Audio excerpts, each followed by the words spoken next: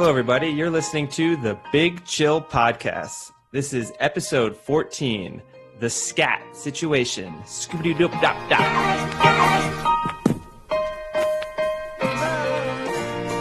Happy Thursday afternoon, boys. And Eddie, I got one thing to say to you over there in Paris. I think you're gonna like it in my city. Everybody's welcome here.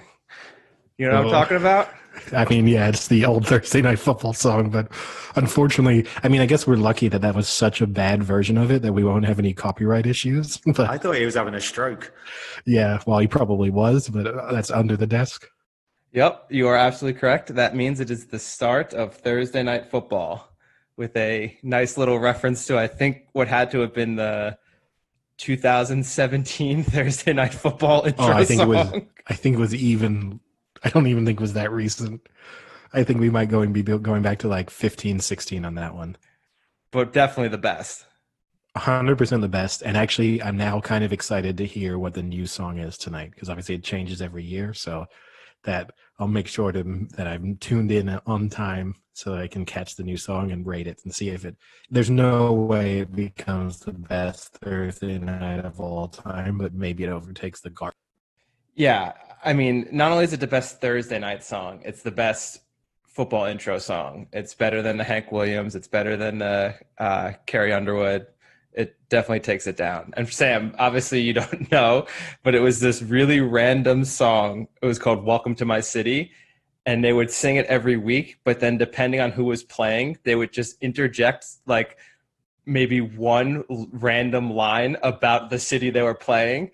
You know, like, it's really sunny in Tampa now. Like when they were playing in Tampa Bay. So it was so bad, but it was so funny. I mean, it was Priyanka Chopra. So it was like a pretty famous person. It's true. And I think, didn't it feature will.i.am too? Wasn't he in there briefly? I think he like does a little rap at some point. What, every week for the slight difference, or like the bass song and then with the... See, I'd be interested to actually know. It's actually one of those things I'd love to know. Like, when do they record the little, like, because each time they do it, no matter which version of the song is, they have a little variation. And I don't know if what they do is they get, like, they bring the artist in, like, in, like, June, and they record every possible variation. Like, I don't know what they just do that then, or if they kind of call them and be like, hey, can you hit the studio up quickly and really, like, just do a, like, Jags versus... like Patriots quick update for us, please. I have to think they do it really quick at once in the beginning.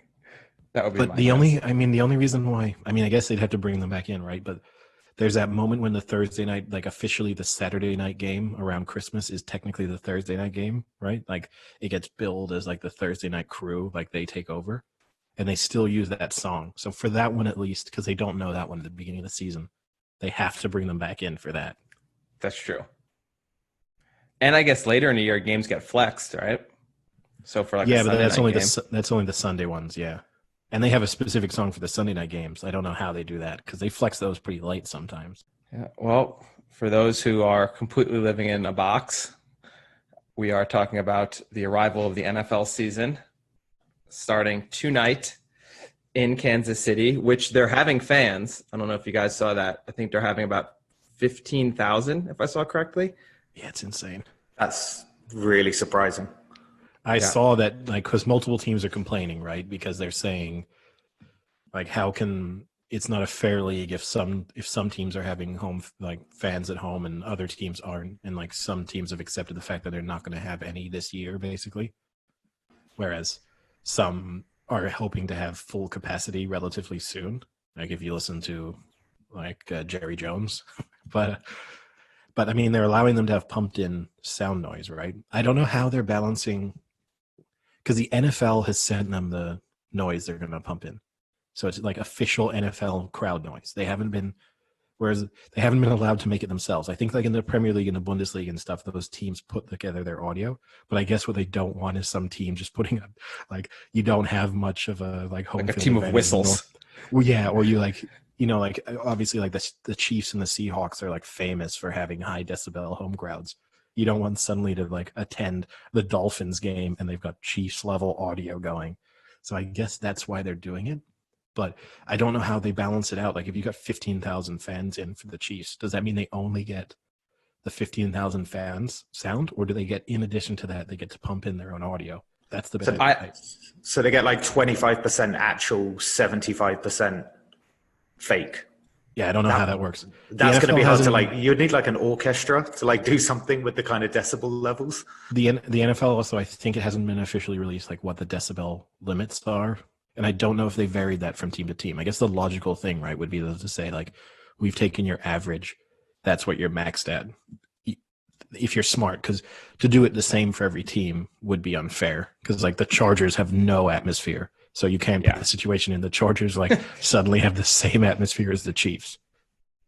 Yeah, and it would also be unfortunate for the players where this year, if the Dolphins are playing at home and they get these loud pumped in crowd noises and are kind of feeling good about themselves, and then come next year when they allow fans again and there's 4,000 people in the stadium and they're just like, oh man, this sucks again now. Like I'd rather play against the fake noise with the fake noise. Oh, I mean, 100%. At some point, right, probably some like Chargers player is probably going to like put out an Instagram picture or like a tweet out like best home atmosphere of my Chargers career. Like at some point that's got to happen. But what I don't get is that how disarming must it be for a player to hear like 80,000 seat stadium level roar, but to look around and there's like 6,000 people in there. Christ, they're bellowing this out. This is amazing. What hard. Well, at least they won't have to. Yeah, at least they won't have to deal with that situation like in England with the Premier League, right, where they even added in like jeers. So you'd have a player and go whistles and boos and you'd have like a player on the other team go down injured, and they would be like jeers from this fake. Which I always was just like, I want to see the scenario where the player is like severely broken his leg, and it's booing, just some like the physio coming on. Yeah, it's just some like intern like asshole up in some booth just being like jeer button, jeer button, jeer button, and they're like, his career is over, and he's just like boo, boo. Yeah, didn't that happen in the Bundesliga when they started it, when I think it might have been Bayern or someone like that, where they hit the side netting, but obviously the guy in charge of the sound thought it was a goal, so he just let off this massive scream. They did it in the Premier League too. In the Premier League they did it in one game where the goal celebration went on for 30 seconds. Even though the ball had hit the side netting. And I don't know if it's one of those things that maybe once they start it, they kind of can't stop it. Like that might be the situation. Like they press the like 30-second celebration button and they're just like, oh shit. Like. And before we get into the NFL picks, Eddie, I just want to make sure we put this out there because it's one of the greatest sports feats in probably the history of Europe. Do you know what happened yesterday, 8 years ago?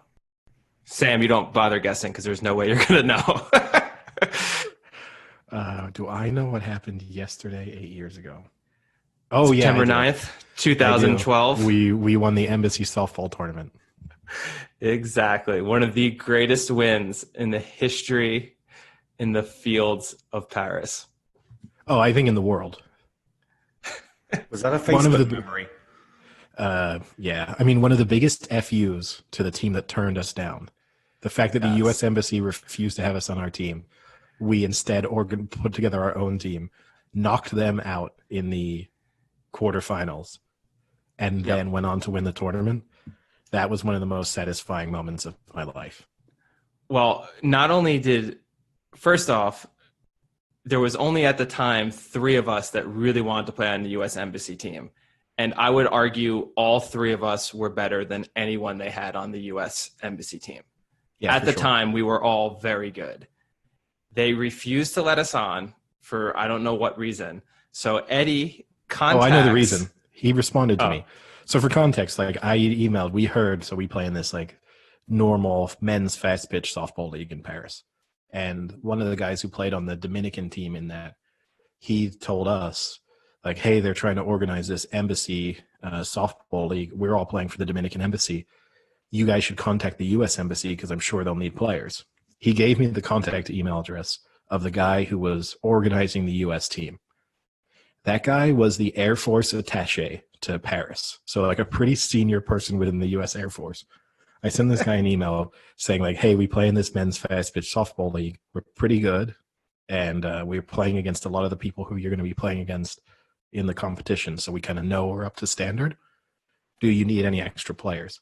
He wrote back saying, we have like hundreds of Marines stationed in Paris. I don't think we need anyone else. It was the most dismissive email ever. Wow. And then, so we turned up. We who did we play for? Tell them who we played for instead. Oh, so then we contacted the guy who told me, like, you should contact the U.S. Embassy. I told him they don't want us. And he said, I think the organizer of the competition will let you put in another team as long as you represent an embassy not already participating in the tournament. So then we're like, can we just pick one, or do we need their approval? He was like, I think you probably, if they got like an embassy in Paris, you probably need them to be on board with it. You can't just do it on their behalf. Well, we kind of did. So because we contacted them. Yeah, but they didn't respond before the tournament started. But so because my mother's Guyanese, I was like, okay, why don't we do Guyana? Like, there's no way they want to put a softball team in this tournament. And they only have like one person, kind of like, they don't have an embassy. They just have the person who works at like UNESCO and the OECD is like their unofficial ambassador to France. And so I contacted the embassy in London to see if they would give us the okay.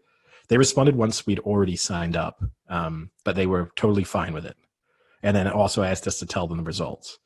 So then we represented Guyana. We got our like Guyanese provided uniforms and won the tournament. Probably the greatest, outside of cricket, probably the greatest Guyanese sporting achievement of all time. That could actually be a pretty good argument, but I'll never forget because we played the Americans in the quarterfinals on the end of the first day, because it was a 2-day tournament. On the end of the first day, we played the Americans and we blew them out of the water. Well, I specifically remember we were up pretty good. And then I remember Tim got up and hit an absolute bomb of a home run. And then I got up next and hit like an even further bomb of a home run. And at that point, we were just piling it on. And I remember us like all cheering very sarcastically and really aggressively just to really rub it into this team that wanted nothing to do with us as we're hitting moonshots over their outfielders. You're also forgetting, right? We played them in the opening game of our group stages and we lost to them. Pretty badly. It was our only defeat of the tournament, and they were really cocky assholes when they beat us. Yeah. Now the tournament that didn't work well for us. That was a really early morning game, and that did not. I don't think we even had our full team, and we were really tired and hungover. You were out drinking, weren't you? I mean, let's be honest. Yeah. And but when we beat them, I remember too. Like probably in like the 5th inning, I was coaching third base, and it was in front of their dugout, and their like coach came out, and he walked up to me as the third base coach, and he was like, this is a fucking joke. You guys are all fucking American anyway. And I was like, actually, you know what? We only have 3 Americans on this team. Like most of these guys who you think are American, they're not. Like including myself. Like you're definitely categorizing, like you're putting me in the American category. And I was like, I'm not American. He was like, yeah, you're American. And I was like, nope, sorry, not. And I was like, it's just those 3 people, including basically the only people who mattered were you and Tim in the American standpoint. Like, I guess we had 4, right? Because we also had Carissa and Chelsea, and that was it. Yeah. That was our American representation in the tournament. So, and I don't think they were complaining, with all due respect to Carissa and Chelsea, but I don't think they were complaining that we had Carissa and Chelsea on the team. Yeah, and then we beat the Dominicans in actually it was the semis we beat them, right? Yeah, because the final was the anticlimax. Because we beat them, we had a classic against the Dominicans. Like we squeaked it out against them. And that was the final. And then we played the Cubans. Was it the Cubans or the rest of the world? Yeah, and then we crushed them. No, it was the rest of the world because the Cubans got thrown out of the tournament because the Cubans got in there. One guy got in a like huge fight with the umpire, and the Cubans were disqualified from the tournament. And the other good thing was the Dominicans are known for being very poor sports and also very cocky. They think they're like the greatest at softball in Paris, and they consider themselves heavily favored. And we beat them, and they were so pissed they didn't even show up for their third place game. That's how pissed they were. I mean, in fairness, Frank, they are the best at softball in Paris, so their confidence is justified.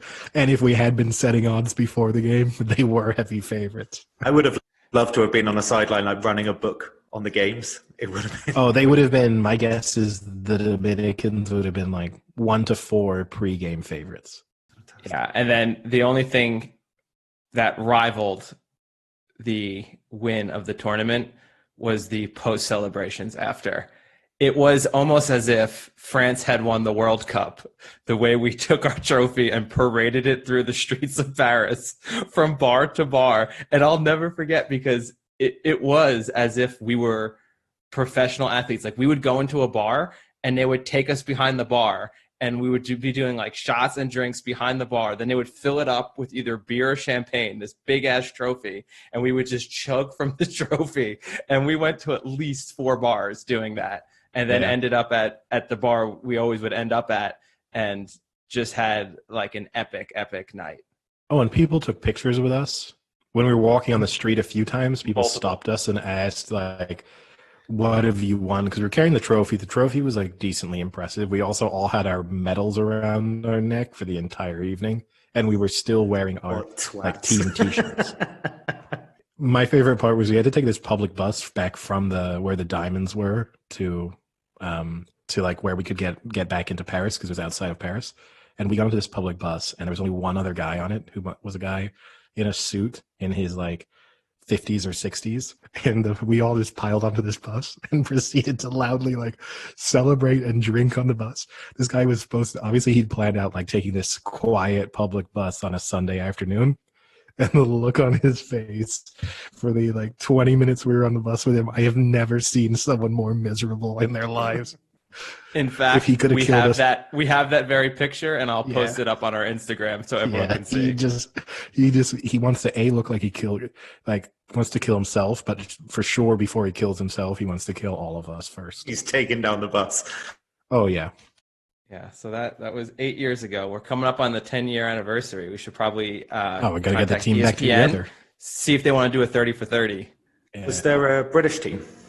What if I told you a group of ragtag Americans joined together to beat every embassy in Paris? I'll change my top 5 sports movie, because that's the film Miracle, right?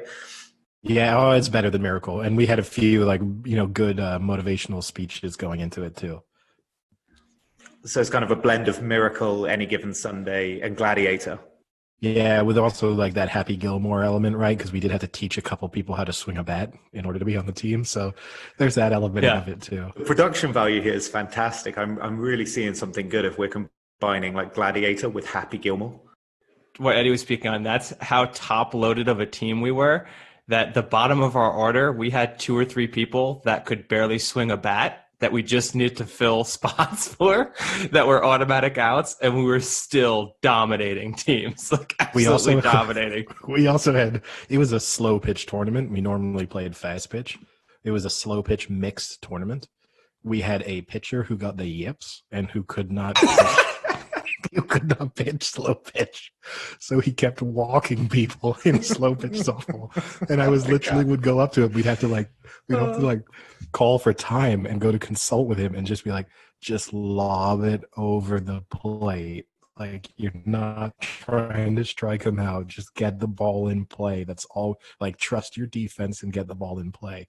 And then he'd be like, okay, I got it. Well, the other thing too was he would always argue that it was really difficult to do. He's like, guys, it's not as easy as it looks. And it's like, no, it is as easy as it looks. And I would take the ball and just do like 4 tosses that would be perfectly over the plate. Like, this is very simple. You're literally lobbing it over the plate. It's not difficult. Yeah, it's underarm tossing a ball. It's like the easiest form of catch imaginable. Okay. All right. Well, I think that should bring us into the main American sport, American football. Week 1 has finally arrived in what seems like to me, actually everyone keeps saying it's been forever, but to me it's really quick because we haven't had any preseason or anything. So it's like it just came right up on us. I mean, the world has literally collapsed, right? Since the Super Bowl, the world has literally collapsed. True. It's been a long 8 months. So first game, we have Chiefs-Texans tonight. So that should be pretty fun, entertaining game. You have 2 of the top paid QBs now in the league. I've cleared out my entire schedule, did everything this morning, so I can hang out, order some wings, maybe a pizza. I was going to do nachos, but I don't have any meat to top the nachos with. So I thought, then what's the point of making nachos? Right? Oh, God. Fair. Absolutely fine.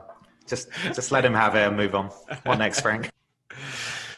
I don't know. I think, why don't we get into the football? And I think what was our plan this year to have us each do all of our picks for each game, who's going to win, and the spread, right? Yeah. Yeah, and I guess we may as well start with the Thursday night game. It's obviously, too, it's interesting, right? Because it's obviously normal for the Thursday night for the season to kick off with the Super Bowl, defending Super Bowl champions playing. But the fact that this is a rematch of a playoff game on their way to winning the Super Bowl makes it even more interesting. And in the game in which they came back from 24 down, it's kind of an interesting one to see if the Texans can kind of have a little bit of a revenge, even though they made probably the worst offseason move of any team. But I don't want to tip my hat on what my pick is going to be. Wasn't there a game like 4 seasons ago, maybe, where the Super Bowl was actually the first game of the next season? All right, Sam. So you have all the spreads and stuff, right? Yeah, I got the data. Cool. So you got the data. All right, let's do this. So we'll do straight up and point spread. So Texans Chiefs. I got Chiefs -9.5. So let's start with Eddie. Yeah, I mean, I think 9.5 is like just about right on the spread. Like the Texans are a decent team, so it's a little bit daunting to take 9.5 points against like a pretty good team. Because if you assume that the Texans have the ability to score maybe 24 points, but then when you kind of mentally work it out and you assume the Chiefs are going to average like 30 to 35 points a game, I will take them. I will take the Chiefs, both obviously straight up and with the spread. I think the Texans are, the fact that they lost their main, they lost Hopkins. Like it's hard for me to think that they've in any way closed the gap. And in a way, like everything about the Chiefs, I know they lost like that one member of their offensive line because he opted out, right? That French Canadian guy who's the neurologist, who I think was their left tackle or something. But at the same time, they like drafted that running back who looks really scary. So I think that they're just going to be even faster and even more dominant offensively. So I'll take the Chiefs both spread and straight up. Yeah, I mean, they can lose almost all the players they want, but as long as they still have Mahomes, Kelsey, Hill, I mean, it's their offense is just dominant. 4 or 5 people on that offense. Their offense could literally be the whole Pro Bowl. Their specialty players. I definitely would go Chiefs money line. The issue with 9.5 is it's definitely over that one score. So it's tough because I almost don't like betting a team to win by 9.5 because then it takes away from the fun of watching the game, where that would mean that they have to be up 2 or 3 scores. And then it's like, why am I even bother watching anymore? I'd rather watch a really close game to the end. But I think that the Chiefs -9.5 is a pretty solid pick. I think they'll put up 40, and no way the Texans can put up 30. Okay. I'll keep mine a little bit simpler. I'll go Chiefs money line, but I think I hate backing a team on a spread to win by double digits. I hate it. And I know 9.5 is literally same by 10, so it's the lowest you can possibly be. But as Eddie said, I think over 2 scores, they're a good enough team. Slow starts, first game of the seasons can happen. I just think 9.5 is too much. So I'm going to go Chiefs, but I'm going to go plus. I'm going to take the Texans. So I'll do the plus 9.5. So we've already got some difference, which is good. All right, next up. Probably one of the more interesting teams for right or wrong reasons is the Dolphins at the Pats. So what do you all think about a very new look Patriots team? Well, what's the spread? Yeah, that's a good bit of knowledge. 6.5 to the Pats, so -6.5. Yeah, I mean, this to me is more of a bet against the Dolphins than it is me being fully confident the Pats are still going to be the dominant Pats they are. I just don't have any confidence in the Dolphins until they prove otherwise. I mean, they didn't add much to the team. Who you have Fitzmagic. That's my only worry is Fitzmagic loves to do these early season amazing wins. So that I guess is a little bit of a worry, especially when Eddie's going to pick. But I have to think they have to prove me wrong. So I'll go Pats and then Pats with the spread as well. I don't think that's that outrageous of a spread against a Dolphins team that might only win 4 games this year. Yeah, I mean, I'll take the Pats straight up and with the spread. I wouldn't have total confidence in it because I guess the Patriots are maybe the team with the most turnover this year, not necessarily in number, but in terms of significance of the turnover. And so it'd be one of those games where I kind of like to see how they look for a couple of weeks before really being confident. That being said, I agree with Frank. Like it's more of a pick against the Dolphins, who I know picked up towards the back end of last season, and they really look like they rallied, with the. But still, they're not going to be that good this year. So you have to assume if the Patriots are going to be halfway decent, this has to be one of those ones that they're going to win. And Frank's also right. I have been burned in the past famously once. I guess that was 2 years ago when Fitzpatrick won in week 1. And he beat the Saints. I think that was the game. He beat the Saints in week. And it was my one loss in my bet. And I said to Frank at the time, like, he was amazing in that game, right? And then I said to Frank, like, he's going to be terrible next week. Like this, I know how this works. Like, and he was awful. But he's that quarterback. Like, in a given, if he plays 16 games, he's going to have 4 great games. He's going to have 4 great games. He's going to have 6 absolutely terrible ones. Did you know he's really smart and has a ton of kids? And he's really quirky. He's so quirky. Did you know that, Eddie? All right, Sam, what's your pick? I don't really disagree with any of your logic, so I'll go Pats and the -6.5. As much as the Pats are in a bit of a transition at the moment, if they're even at best, if they're inconsistent, I still fancy them beating the Dolphins by a touchdown. So I'm going Pats -6.5. I think that was one of the, I would say, easier ones, but I think the Patriots could have had a harder game to kick things off or to have more of a struggle in opinion with. Next game might be a bit more interesting. But I'll say to everyone, don't I guess on paper it looks one of the easier ones, right? But people shouldn't pencil this in. Like, this is not the Patriots team from the last 20 years. So it's one of those where you do in the back of your, like, there is every chance that a week from now they've lost and they looked terrible. And we're like, we should have known. They did lose a lot of defensive players. Their wide receivers are not good. And Cam Newton is Cam Newton, and he's not Tom Brady. It's a new system for him. They didn't have a full preseason. Like, you can imagine the scenario in which they've lost this game. So I would say on paper looks one of the easier ones because you're thinking of it historically, but there is that risk that Monday morning we feel that we could have. There were lots of reasons to think that this could have been one of those upsets. Yeah, and if you listen to our NFL preview, which if you didn't, definitely go back and listen to it, episode 12. We all picked the Bills to win this division. So we all do assume exactly kind of at least some of what Eddie's saying, where they're not going to be the Patriots of old. And, maybe they sneak into the playoffs, but I think we all agreed that the Bills were the better team for this division right now. All right.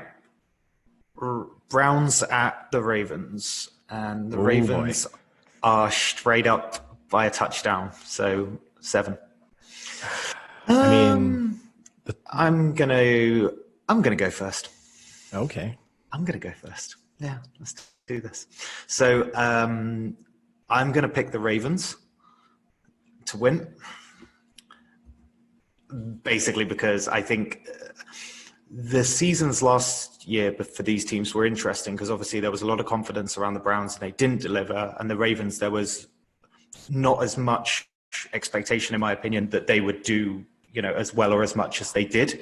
And then I think it's slightly flipped, but I also agree with Eddie's opinion that maybe that hype, again from the preview, that hype was maybe like a year too early. So I'm still going to take the Ravens by a score. I don't really like the 7 because it introduces a push So I prefer when it's 0.5s, but I'm going to take the Ravens -7. I don't think much has changed with them, and I just think they're better than the Browns for that reason. So I'm going to go Ravens -7.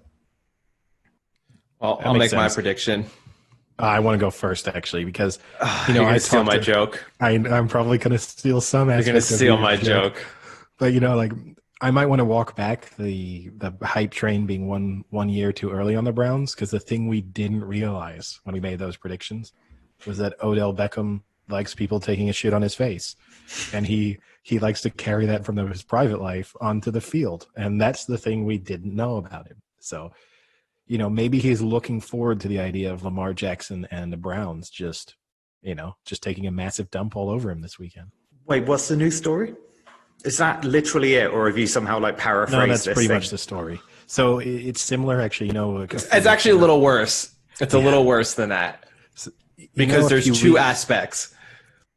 Yeah. Okay. A few weeks ago when we spoke about, there was this girl on a podcast who spoke about how she'd blown all of the Phoenix Suns. There was a similar reveal. I think it might have been the same podcast, but if not, it was copying the same format. I'm almost positive it's the same podcast, that it basically just has a lot of Instagram celebrities and other people who seem to socialize, let's say, a lot with professional athletes and famous people. So they have pretty good insider stories that I guess they've never signed a non-disclosure agreement for. And that's probably going to start to change pretty soon. Yeah. And so basically, Sam, the story was this girl revealed that Odell Beckham Jr. had flown her in and then his request was that she not wear underwear for 24 hours and not wash herself in that 24-hour period. She sent him a video of her pooping before this, and then that when his request was that then she pooped in his mouth on his face, during sex, which she then said she didn't do. Now here's the thing: he requested it. Yeah, here's the thing is, I believed the Phoenix Suns one. I don't know if I believe this one. This one feels to me a little bit like this is easy. Like, we say something like, if you're going to pick someone in the NFL, if I was going to make this rumor up about anyone in the NFL, I think Odell Beckham would probably be the one, because he might be the most famous. Outside of Mahomes, he's probably the most famous football player, and he might even be more famous than Mahomes. And it just seems with Odell Beckham Jr., like, you could kind of believe anything that gets linked to him, which kind of makes him different from a lot of players. If it is true, my biggest issue with it isn't so much that Odell Beckham likes to, has a poop fetish. My bigger issue with fetish, I think is what they call it. Yeah, sorry, I'm not down with the sorry, official Frank. terminology. Yeah, sorry, didn't mean to offend you. But we are people too, Eddie. But I didn't. Have you ever seen Odell at one of your Scat Anonymous meetings? I guess you can't say. Not so anonymous, right? But my bigger issue is that, and look, I don't want to be out here judging how women look. I don't want to turn us into one of those podcasts. But she was not attractive, though. So if Odell Beckham Jr. is flying in people who look like that to poop on him, the first thing he needs to do is raise his standards. Isn't it to do with Eddie? Wait. Hang on, no, that would be more to do with people having the willingness to do it. I think you're going to have to. I think Odell Beckham. If Odell Beckham Jr. is into this, I think Odell Beckham Jr. could get. There are thousands of women who would be lining up to poop on Odell Beckham Jr.'s face. Yeah, but here's the difference, Eddie. Maybe she wasn't the most attractive face-wise, but maybe her shitting was just 10 out of 10, because she did send the video, and she said she made the video as sexy as she could of her defecating. So how do you not know that maybe her face is a 5 or a 6, but maybe down below that, the show she put on, that's a 10 out of 10. You don't know. Well, here's the thing I'll say, Frank. I'm not a scat man, but sing it, Eddie. But even though I'm not a scat man, if my option was sleeping with her, watching her poop might be the thing I would go for. I love how all you can say is poop. I mean, sorry. Watching her take a massive shit. Is that better? Do you want me to be really aggressive with my description of it? Isn't like, I assume that there was a bit of diet control before this from Beckham Jr. as well. It's not like I want you to eat a massive burrito 24 hours before you come see me. You'd think if you're going to want it, you're going to want a big one, right? Yeah, and well, high fiber diet for 48 here's the hours thing too, before you. I don't understand why the 24-hour thing links in though. I think he just wants it stinky. Not showering for 20 He wants it stinky. But not showering for 24 hours doesn't make your shit stinky. Well, he wants her. It's COVID-19. He wants her ass stinky, Frank. He wants her ass stinky. But I mean, here's the thing. And really what I also don't get is like, and maybe Sam, you're more into this community in a way, right? For fuck's sake, what? Maybe. How do you get into that? Like, how do you figure out that's your thing? I don't know. Why would I have any sort of illusions as to that? I don't know. In your Exactly. degenerate community circles you run in. Yeah. Brilliant. Okay. So you don't want to be that kind of podcast that maybe goes against women in terms of like looks. I don't want to look. But you're I'm happy to call my society degenerate. Yeah, look, I never want to be misconstrued as a misogynist. You know, I never ever wanted that, but I will happily slander homosexuals. I personally don't think it's a coincidence that Odell Beckham Jr. likes this when there is a sex move known as a Cleveland steamer. Well, that's the thing, right? That's the other reason. It's set up like they're the Browns, there's the Cleveland steamer, like every possible endless joke. It's just, and that is almost the other reason. It's either the perfect storm or it's someone's made it up thinking, because here's the thing is I saw he kind of reacted, right? Like he's kind of reacted on Instagram a couple times with mostly just like laughing emojis and kind of made jokes about himself. No, did you hear? No, this is his post. Emoji. He goes, no, he said, can't knock me off my pivot, ... no matter what shit's thrown my way. Hot, like, and then brackets preferably in my mouth. Well, it's impossible to react to that one, right? Because is that a guy who's just like, whatever, this is nonsense? Or is it a guy who's just like, yeah, I am into that, who cares? Oh, I don't think you could ever say that publicly. I mean, yeah. Okay, Eddie, let's just backtrack. How many other famous celebrities have ever confessed this publicly?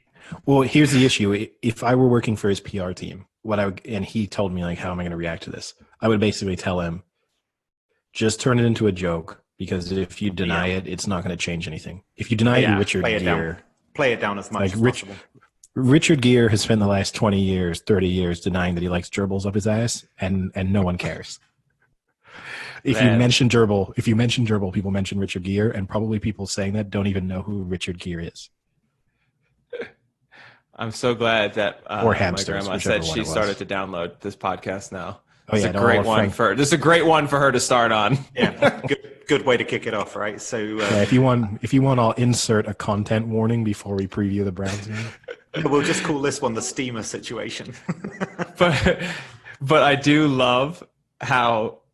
So he posted up another Instagram post today, and it was something like, crazy thing life taught me is before you get one win, you got to take 1,000 losses. And the comment section for the rest of this season, at least, is just riddled with things like, Frank, got to get that shit off your chest, grind season now, got to bounce back after all that shit they put you through, clear your mind, get all this shit off your chest. Real shit, 100%. You're worried about the wrong Browns. Like, it's just doo-doo Browns. This is one shitty situation. How many of those are Freddie Kitchens? You keep shitting on them. It's just like nonstop.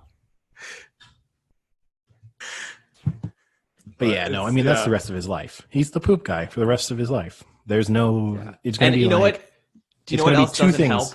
It's going to be two things about Odell. Odell's going to retire, and people are going to be like, wow, amazing catches, and he likes being shat on. Like, those are the two things now that was going to define him. It also doesn't help that he's been, I don't know what the right way to say this is. Like, it's been very mysterious as to, like, his partners and things like that. Do you know what I mean? Like, he never publicly comes out, except I think now he has a girlfriend. But for like the past 3 or 4 years, the big thing was that secretly everyone knows Odell Beckham Jr. is gay. Well, didn't he post a picture when he was in like Monaco or something with a girl and there was Coke? Yeah. Didn't he also have that one where he like put an Instagram post up and there was like Coke in the like a line of Coke in the background or something? So it doesn't help that he has like this promiscuousness. Is that a word? I don't know. Yes, sort of. Close enough. Kind of. Close enough. It can be. He's Prometheus. You're right. But yes. The real issue is like, how difficult is that for his girlfriend? Like, not even talking about it from the context of whether or not like it was cheating, but now you have to assume, right? Like, if he's really into this, if it's true that she's done it, like if you're one of her friends or if you're meeting her, you would have to be like, have you pooped on him? Do you do it? Yeah, it's got to become something now, isn't it? I mean, if you're her parents, you know she's dating Odell, you got to be picturing in your mind, like, I think my daughter like shits on Odell Beckham Jr. I would just ask at the dinner table. I think that would be fantastic conversation. The way you bring it up is like you'd invite them chocolate over for ice dinner. cream. No, you'd be like, is there enough fiber in this meal for the two of you? Or like, do we need to throw in some more? I just say like, hey, we got a new soft serve ice cream machine. Odell, you want to lay underneath it and we'll put some chocolate down on your chest? Yeah. Maybe that was all right, Eddie. So you never actually told us your pick, Eddie. What was your pick? Are they going to my pick is going to be, I mean, here's the thing is, I kind of already talked up the Browns last week in the NFL preview, right? I think they're going to be significantly better this year just because of the fact that not having someone with an IQ under 60 as their head coach is going to help them. But and also when you look back at last year, right, the Ravens-Browns games, even when the Browns were close. They beat the Ravens once. I'm going to take the Ravens to win, but I'm going to take the Browns with the points. Yeah, I'll make it really simple. I'm going to do exactly what Eddie said. Ravens to win, Browns with the points. I do not think the Browns will get shit on. So, at least not till after the game. Yeah. Or halftime if they're lucky. Hell of an after party, right?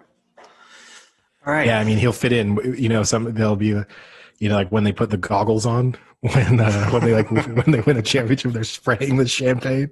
You'll just have Odell come out with goggles on, just smeared in brown. All right, back to it. Jets are the Bills. The Bills are 6.5-point favorites. This to me is surprising that the Bills are only 6.5-point favorites. I don't know what the Jets have done this offseason or what the Jets have done the past 2 seasons to warrant this versus a team that made the playoffs last year, has gotten better in the offseason, and by all accounts is having a great, not preseason, but before season workouts, things like that. So I'm pretty heavily in on the Bills to win and the Bills with the points. Yeah, I agree with you. I mean, I guess the only argument for the Jets, right, is that when Sam Darnold is fit and healthy, their record is pretty good. So I guess that's the only thing you could say for them. But yeah, they don't look like they're a happy team. So it's hard to imagine them. I'll make it easy. I obviously spoke up the Bills in the preseason preview, and I'll take the Bills both ways. Episode 12, go check it out. Yeah, I don't disagree with either. I think actually it's one of the best kind of bets is taking the Bills with the spread of 6.5.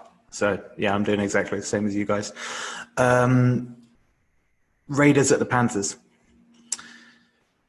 I'll try and save us time on this. I think this is the second least interesting game, or second, like however I'm going to express that properly. I think 2 just dull teams, and I am going to take the Raiders. I forgot to tell you the Panthers are Raiders are 3-point favorites. Yeah, I'll take the Raiders with the points and to win, and that's more of a pick against the Panthers than it is a pick for the Raiders. I think they're both bad, but I'm going to assume the Panthers are worse. Frank?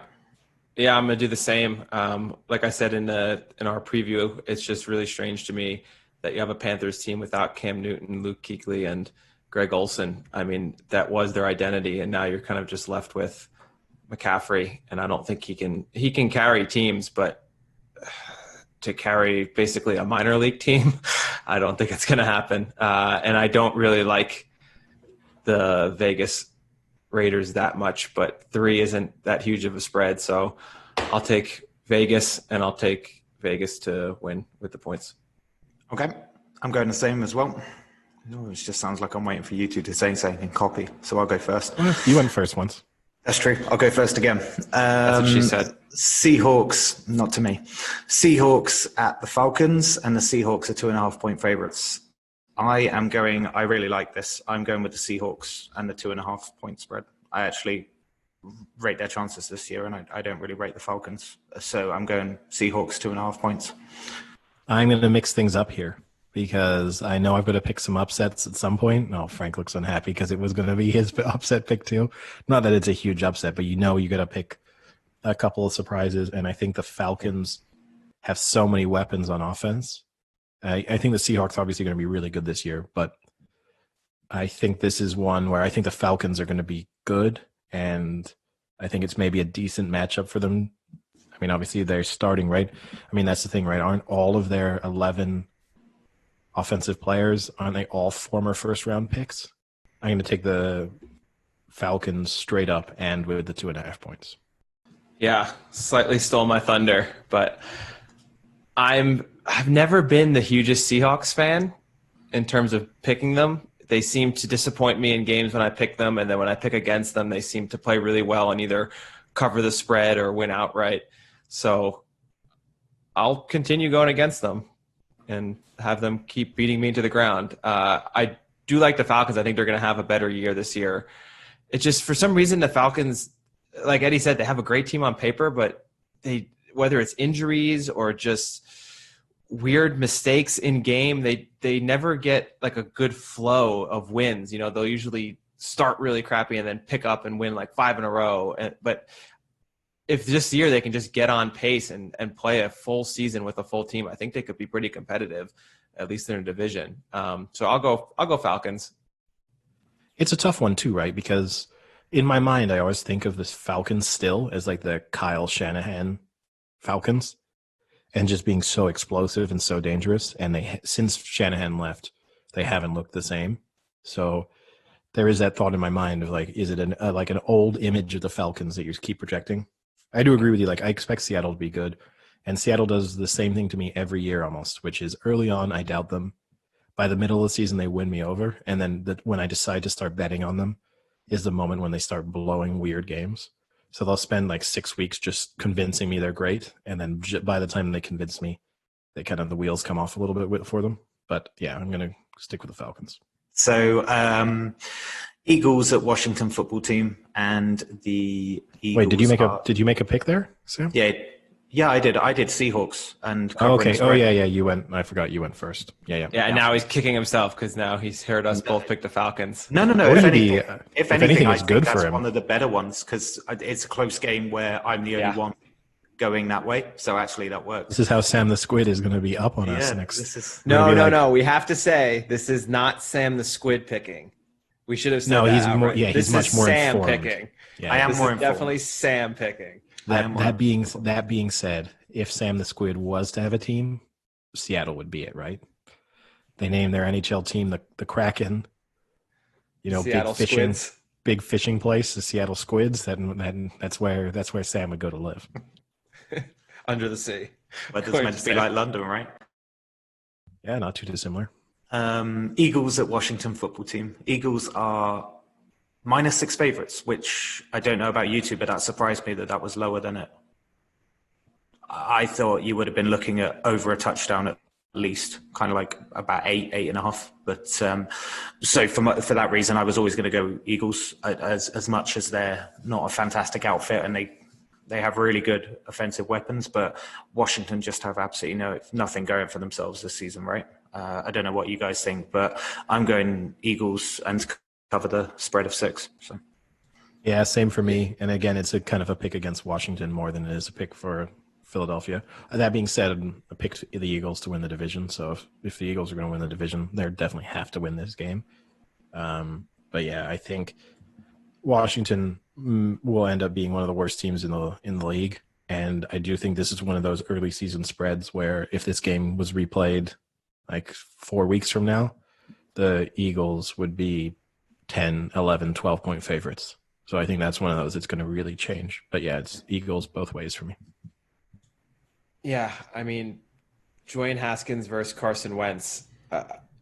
And what, 2.5 points you said? So basically almost like a toss-up, a one-score game. No, 6 points. 6 points. Oh, 6 points. Oh, wow. Yeah, I mean, I still take the Eagles pretty easily on that. But, Carson Wentz experience, as long as he doesn't get injured, the pregame warm-ups, which he might, you have to take him over Haskins. The only interesting thing we'll be able to see Chase Young for the first game, and it'll be cool to see if he's as good in the pros as he was in college. I mean, he was just straight dominant in college where he would tear up offensive lines and quarterbacks. So that'll be an interesting part. Maybe he'll be the one that knocks Carson Wentz out this season because he gets knocked out just about every season. But for now, I'll go Eagles to win, Eagles with the points. All right. Frank, going straight to you for this one because your Lions pick.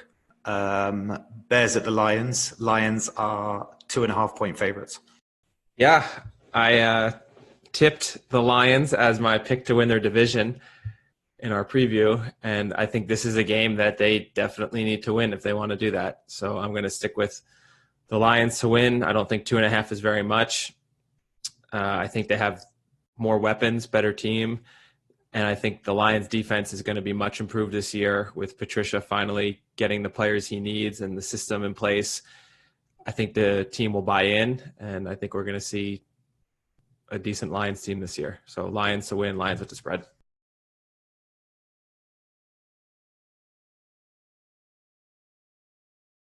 And I'm going to be the total opposite. I'm not buying the Lions at all.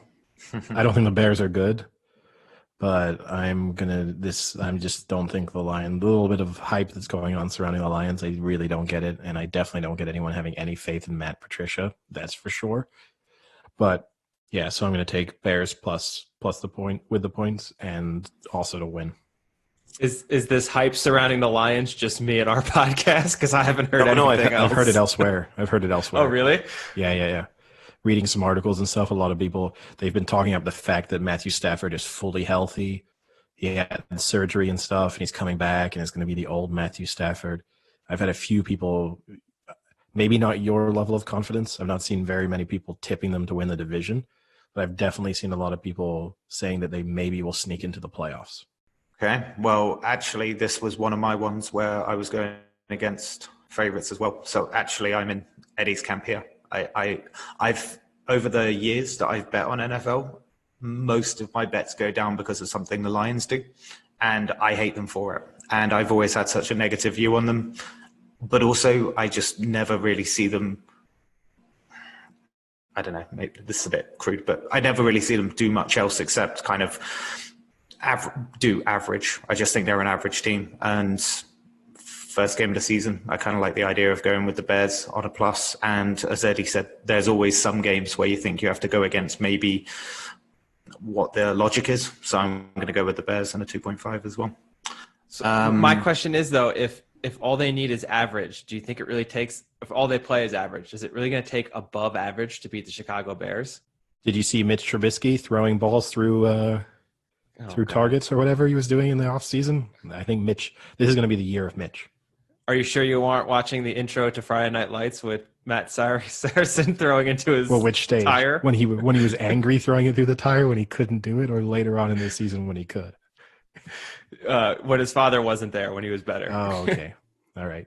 Yeah, no. I think Mitch Trubisky doesn't see out the season because I think Nick Foles eventually wins that job. Like, it's kind of crazy to me in a way that they're sticking with Mitch. Like that feels to me a little bit like they're not realizing it's just like sunk cost, right? They just have to move on and realize they blew a pick and kind of try and get better.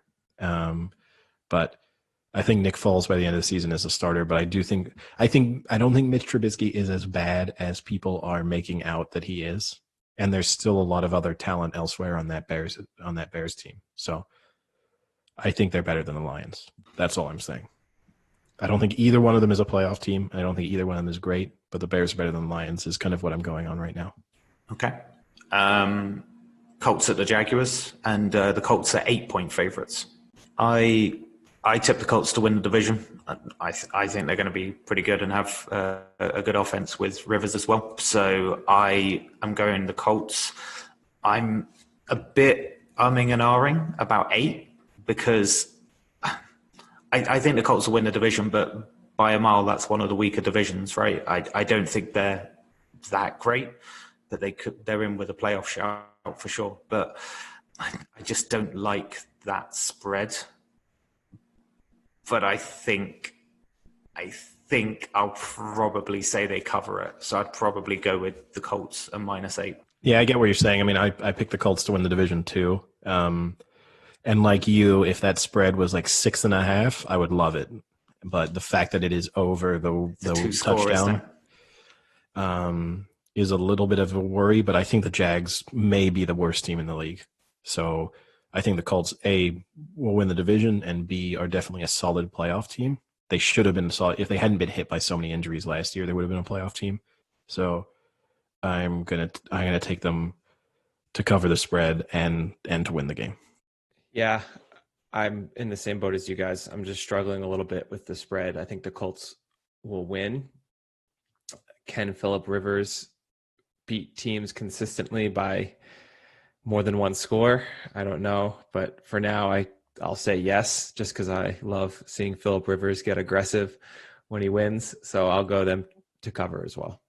That's the fear too, right? It's the Phillip Rivers. Like I think Rivers is done fundamentally. Yeah.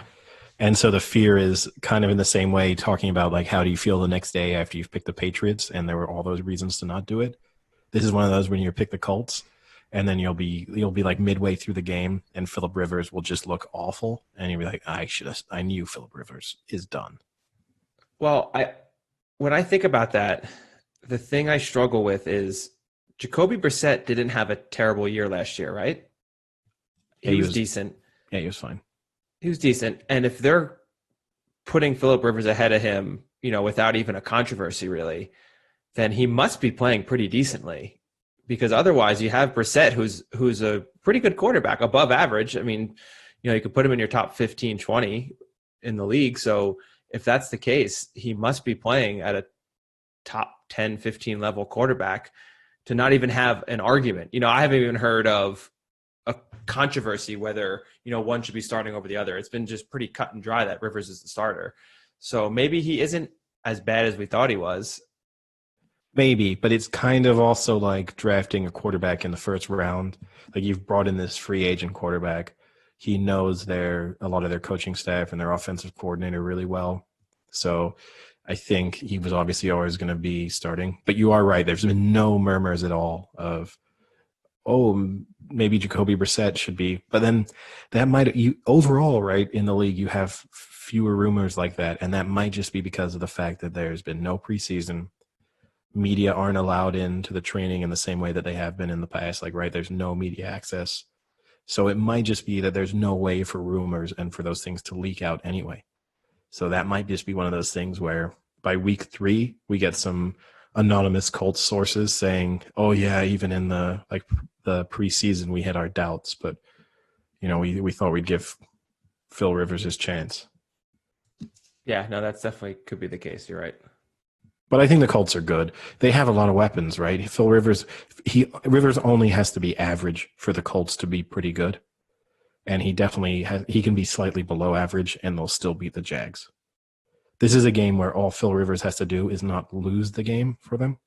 And there's every possibility that he throws like 3 pick sixes and it's just terrible. And you just get Phil Rivers like ripping his helmet off and screaming with his beat face, just like running towards the sideline, screaming at people and blaming like the running back for why he just threw an interception.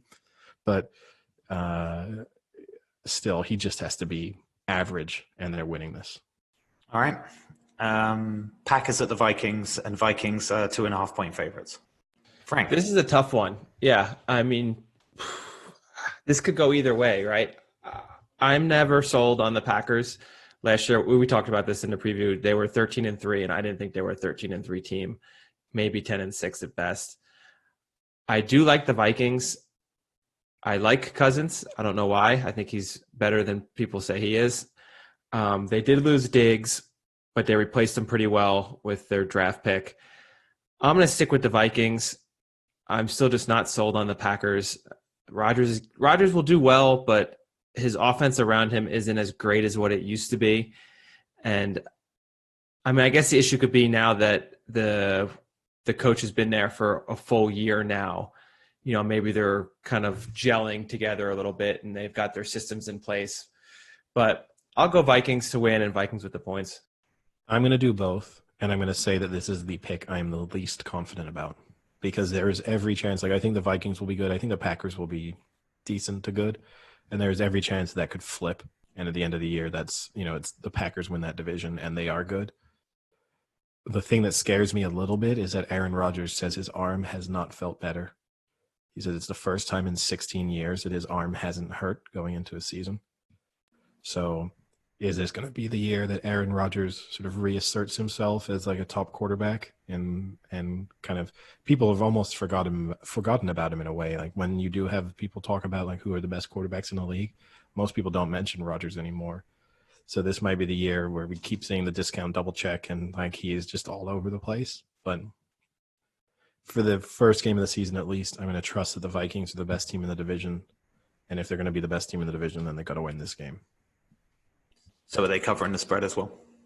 Yeah, I mean, because it's only a 2.5 point spread, I'm going to assume they win and cover. But I mean, obviously, there's a possibility they don't. If that spread had been over 3 points, I think I would have taken the Vikings to win and the Packers with the points. But because it's 2.5, I'm going to take the points and the Vikings. Got you. On the NFL preview, I actually tipped the Vikings to go pretty far this season. So I think what Frank said, the Packers overachieved last season. They didn't look like a team that went 13-3, but also they beat the Vikings twice last year. But I think from what I've seen, the Vikings have shored up quite a few areas that the Packers beat them last year. So mainly defensively. So I'm going to go with the Vikings, and as Eddie says, I think the spread is small enough for it to just kind of go within that kind of one field goal score. So yeah, I'm going to go with the Vikings and -2.5 as well. Least confident of probably want to agree with Eddie. One of the more least confident of the picks, but probably one of the better games of the week. Yeah, very watchable. I mean, we haven't done that right yet, but so far the games, I actually think it's a really good first week of football. There are some weeks when the season kicks off and there's a lot of games where you're like, this is not a very good game. Here, I think at every time slot, you have a very watchable game, and you have a couple time slots, even the late games, which is unusual. Usually at like the afternoon games, there's maybe only one good one, but I would say even which I guess we're right about, we're now flipping to the afternoon games, but there's two decent games in there. I guess, Sam, I'll tee you up and just say I think we're about to pick the spread for the worst game of the weekend. Yeah. Chargers are the Bengals, and the Chargers are 3-point favorites. And I'll say this. If you're not related to Joe Burrow, there is no reason for you to watch this game. I have absolutely no opinion or care on this game. And for that reason, I'm picking the Bengals, because when I looked at all my picks, it was just one of those situations where, honestly, I needed to go against the grain at some point. And I have such little knowledge and opinion on this game. I've just picked this one on that simple logic. Yeah, so, I mean, the Bengals were the worst team in football last year, right? Mm-hmm. Okay, Joe Burrow is probably going to make them a bit better. I don't know if he'll have an instant impact. The Chargers aren't great, but to me, there's no way you can pick the Bengals. Until the Bengals show me that they can win games, I'm not picking the Bengals any week. And I would need probably at least a touchdown in points before I pick them either. It's an anti-Bengals pick. Whoops. Painting just fell off the wall. Is it a Matisse? Yeah, sadly the Picasso's gone, guys. So I better nail my picks because it's just taking up. Because I gotta go 16 for 16 this week. Yeah, it looks like it. But no, So it's an anti-Bengals pick, and I am taking the Chargers because of it. So this is, like Eddie said, one of the least enjoyable games you're going to want to watch. The Chargers QB is Tyrod Taylor, right? So you have Tyrod Taylor versus Joe Burrow. Not very exciting. I kind of see where Sam's going with this, where it's so unexciting that you're just basically saying, screw it, you're going to pick the Bengals. But I can't pick the Bengals. I can't pick the week one starting quarterback coming on to the worst team in the NFL, no matter how good he was in college and whether you think he's going to be good in the pros or not. I'll go Chargers, and -3 is not that much, so I think they can cover that. The other interesting thing I think about that game is, if I remember correctly, the over-under is really, really low too, right? So they're predicting them to not even score that much. I think it might be like 42 or 43 is the over-under, which is pretty low for an over-under. 42 this early in the season. Yeah. And I could almost even say that could go under. You could have a 14-10 game here with no one being able to score. Frank, just to give you some knowledge there, that is not the lowest over-under. There's actually quite a few others with the 42 mark, but there's 2 games that are lower than 42. Really? Are they good defensive teams? It's the Broncos-Titans. Yeah. And the lowest, and I rarely see anything below 40, and you've got the over-under is 39.5, is the Bills-Jets. Yeah, the two top defenses in the league against 2 pretty disappointing offenses. I could see it. But yeah, so Chargers, money line, Chargers against the spread. Okay. Eddie, let's kick off. Niners. Cardinals at the Niners, and the Niners have got 7. You only get one sentence. Yeah, I mean, I think the Niners are going to be really good, and so I'm taking them to win and to cover the spread. That's my one sentence. Okay. Couldn't think you could do it. I'm going to go 49ers, but I'm actually going to go Cardinals to cover the +7. The only reason being, all I am hearing is the word injuries when it comes to the 49ers at the moment. With the wide receivers. Their wide receiver, they're getting really badly hit in the wide receiver. Their receiving core is like really struggling. Elsewhere, they're pretty healthy. But yeah, their receivers are struggles. Yeah, they're really taking a dump on their chest of their receivers. But Kittle's healthy. Shanahan, honestly, I think Shanahan could get you wide open, so I'm not worried about who they have as a receiver. Spaghetti Arms is as healthy as you could be. Frank, what are you taking? I am going to take Niners to win, Cards to cover the spread. Okay. All righty. This is an interesting game. The Bucks at the Saints, and the Saints are 3.5-point favorites. I'll do it quickly. I think the Bucks are going to be good, not quite as good as people think, and I think they definitely need some early season games just to work out the kinks, even if they've been having some probably illegal practices with Tom Brady leading them in public parks in Tampa Bay or whatever they've been doing.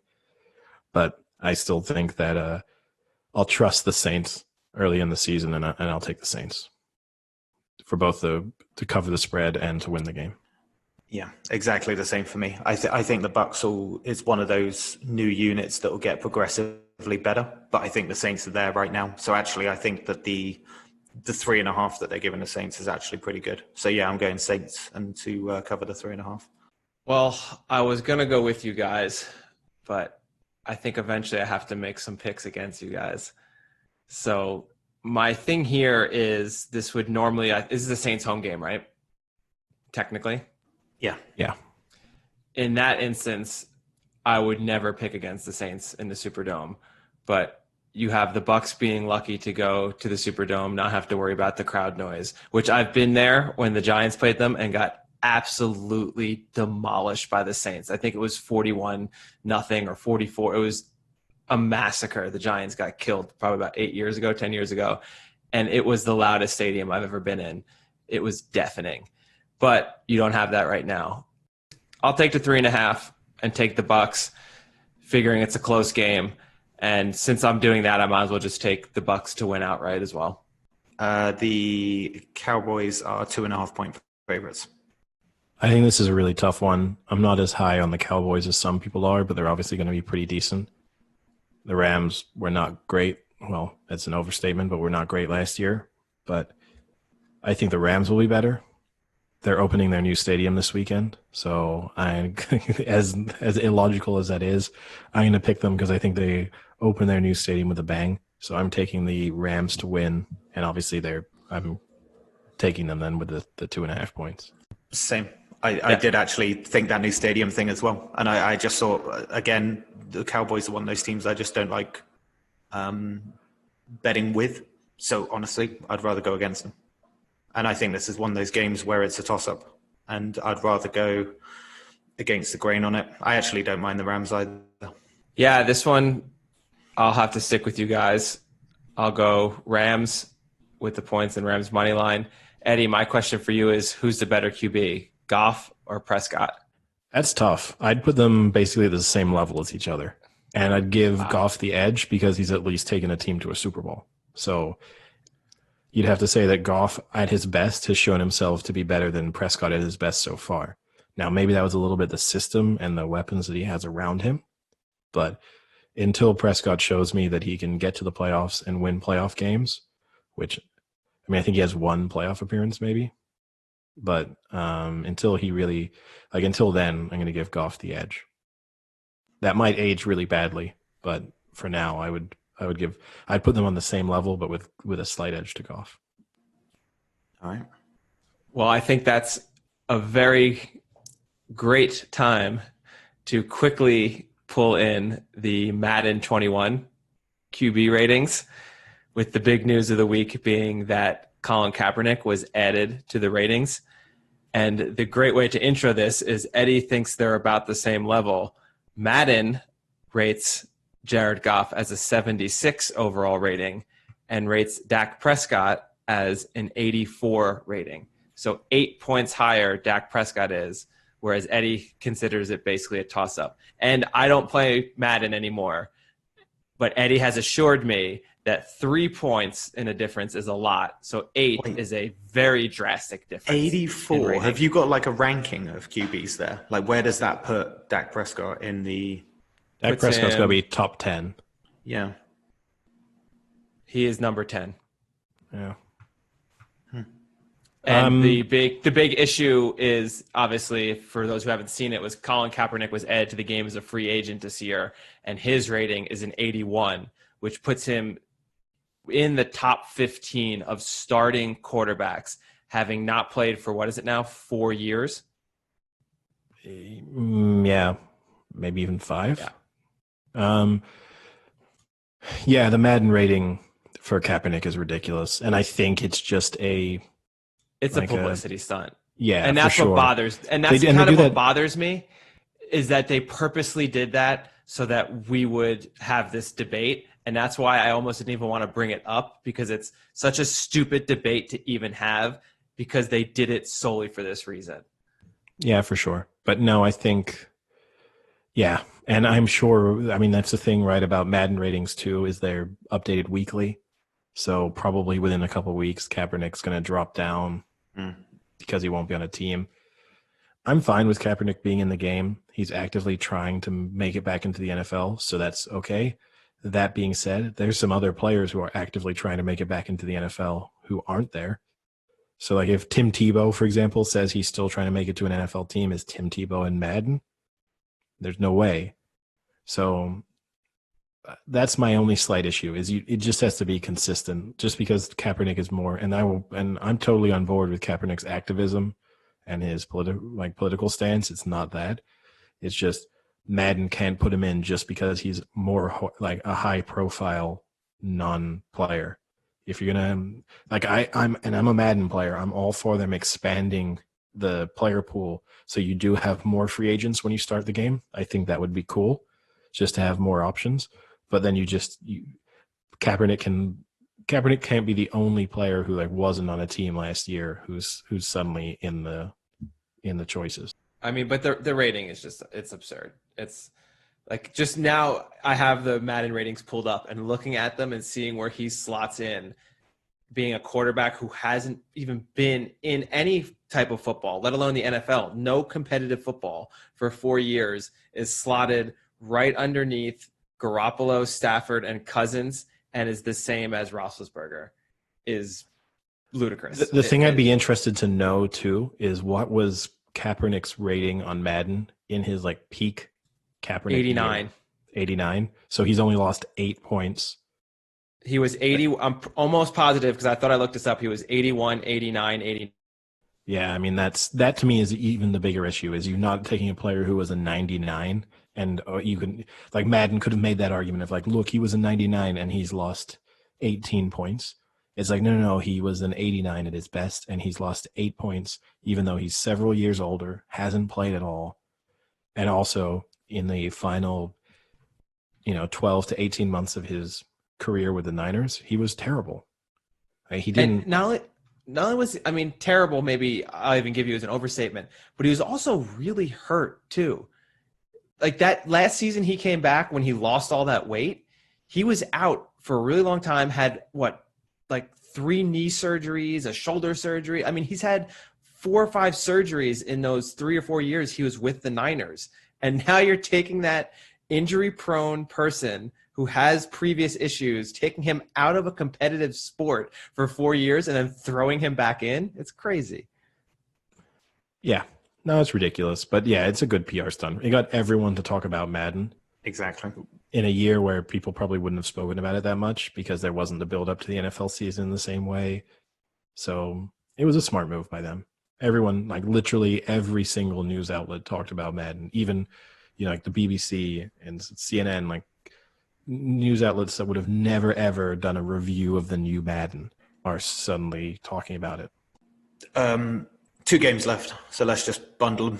Steelers at the Giants. Steelers are 6-point favorites, and Titans at the Broncos, and Titans are 2.5-point favorites. So, Frankie boy. Well, I've got a question for Frank. Are the Giants going to be allowed to play with tennis balls taped to their hands, or do they have to take that off before the game starts? So word on the street is right now they're not allowed to play, but once they go 13-0, teams are allowed to request that they put the tennis balls back on to make it more of a game for it to have other teams a chance to actually win and not to have the Giants go undefeated. Oh, that's fair then. I'll keep that in mind for. I'll keep that in mind for week 14. It doesn't change my mind. And also, I know Frank and I are going to disagree with this one, right? Because he thinks the Steelers are done. So there's no way he can take the Steelers. Like, even if he thinks the Steelers will win this, he's going to take the points for the Giants for sure. Yep. And I am going to take the Steelers to win and cover the spread. Yep, I'm already putting it in for Frank now. Giants +6, right? Or do you want to do alternate handicap on this one? Because the Steelers are that done. That's +6. Yeah, Skinny Ben is getting 6 points. He's taking. Doesn't matter. He's giving 6 points. Sorry. Give me the Giants with the points. Okay. And straight up, who are you taking? I was going to say Steelers.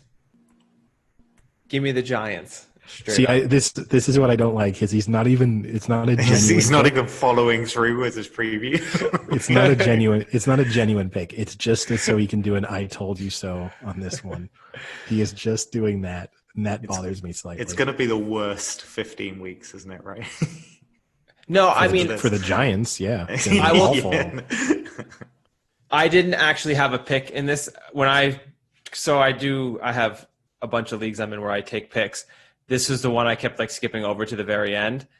I did pick the Steelers in my confidence pool, but I had them as a 1 or 2, so at the very lowest. So, I mean, I'll go Giants. I've said it before, I don't think the Steelers are that great anymore this year. And, maybe the Giants get lucky and beat them in a barn burner 14-13 or something like that. So, if we're lucky. Okay.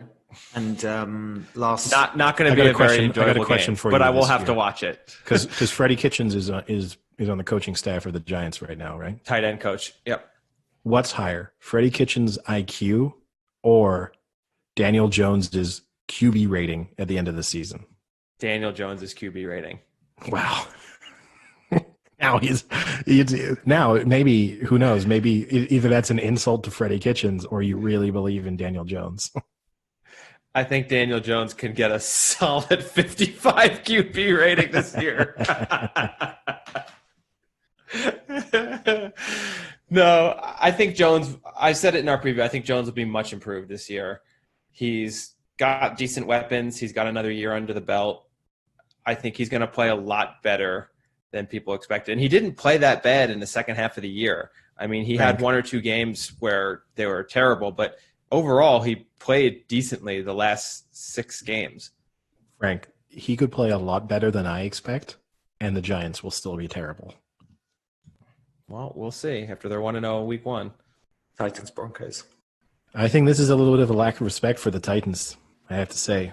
You know, I know the Broncos were decent at times last year.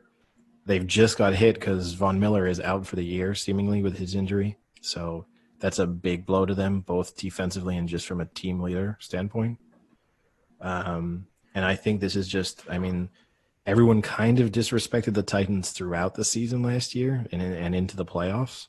And I think this is just a continuation of that fact. I mean, yeah, I think quite confidently I'll take the Titans to cover the spread and to win that game. I'll agree. Titans to cover and Titans to win. I think Drew Lock is going to be one of the worst QBs in the league this year. I don't see that offense putting up much points, especially against the Titans defense that's going to cover the shit out of them. I think the Titans win this easily. I'm agreeing. The Von Miller thing was pretty damaging. So, yeah, I'm going with the Titans as well to cover. There we go. That was week 1. So one of the other betting things right now that Eddie is kind of having a semi-backfire on is his U.S. Open who not to pick prediction. So I thought maybe Eddie could give us a little roundup of how the tennis is going right now. Yeah, who's getting smacked in the throat this week, Eddie? Yeah. Who knows? Maybe me for me doubting Zverev. Zverev is ramming it down my throat right now. But he's shitting on your chest. Yeah, he's back. He's OBJing you. He's OBJing him. I mean, I'll say this. Zverev's quarterfinal performance was one of the worst tennis matches I have ever watched at a Grand Slam. So if he is going to continue that form going forward, I give him a 0% chance of actually winning this. But the funny thing is he kind of gets away with it again in his semifinal match where he has the lowest he has the best opponent he could have gotten to play. Oh, I mean, if you had told him that Carreño Busta was going to be his opponent in a U.S. Open semifinal, I mean, you would have taken that every day of the week. So, yeah, he's But I mean, with who else is left, too. You know what I mean? Oh, yeah, even out of who else is left, he has the easiest opponent. But just on anyway, if you would just going into his career, and that is with all due respect to Carreño Busta, who I also owe an apology to. When we were last discussing the U.S. Open, I said that he might be over 30. He's 29. So he is. So no matter who wins, right, this U.S. Open, they will be the only player under 30 to be a Grand Slam winner at the moment. If it's Carreño Busta, that won't stay true for very long. But no matter what, there's going to be that. It's hard to see either one. Give us your pick then. So Medvedev hasn't lost a set yet. Wow. And he looked incredibly impressive. I mean, in his quarterfinal, but also just throughout it. He's serving well. His forehand, the accuracy on his forehand, he hits angles that kind of like almost unbelievable at times. Whoever wins that semifinal, the team Medvedev semifinal, is clearly going to win. I'm going to say that Medvedev wins, though. He is the favorite. Because obviously he's a very slight favorite against team, and whoever wins that will be the favorite in the final. But I think Medvedev. The women's one is actually, in a way, the more complicated one. So the interesting fact, when from Williams' quarterfinal, that was the first time in history, in open era history, that two women playing against each other in a Grand Slam were mothers, and in a quarterfinal, I should say. And this semifinal, because both Williams and Azarenka are mothers, this will be the first semifinal ever where two of the women competing against each other are both mothers. So that's they're pretty neat fact. Yeah, it's an interesting one, right? Yeah. I think Williams is getting a little bit too much respect. It's just one of those things where it's Serena Williams. So I think Azarenka looks way better than her. Serena Williams is so immobile at times. It's remarkable. Like she gets into rallies sometimes where if you just hit the ball 2 or 3 yards away, like either side of her, you hit a winner. It's quite stunning. She just relies on the fact that she can overpower people, and also psychologically too. I think she just has such a huge advantage. Like when she does, she's lost the first set a few times, but I think twice now this tournament. She lost the first set in the quarterfinal, and she was a breakdown early in the second set. But once she broke back, I think for a lot of those opponents, they just kind of fear, like, here it comes, Serena Williams kicking into gear. You can kind of see on their face that they're almost seeing their own defeat coming towards them well before it happens. I just think Azarenka the moment won't be too big for her. And also the lack of movement from Williams is going to be her undoing. So I think Azarenka will win that. Osaka, I think, will win the other semifinal. And I think Azarenka will beat Osaka in the final, would be my prediction. Yeah, for the women, I completely agree with you. I think it'll be Azarenka, Osaka, which will be a good final.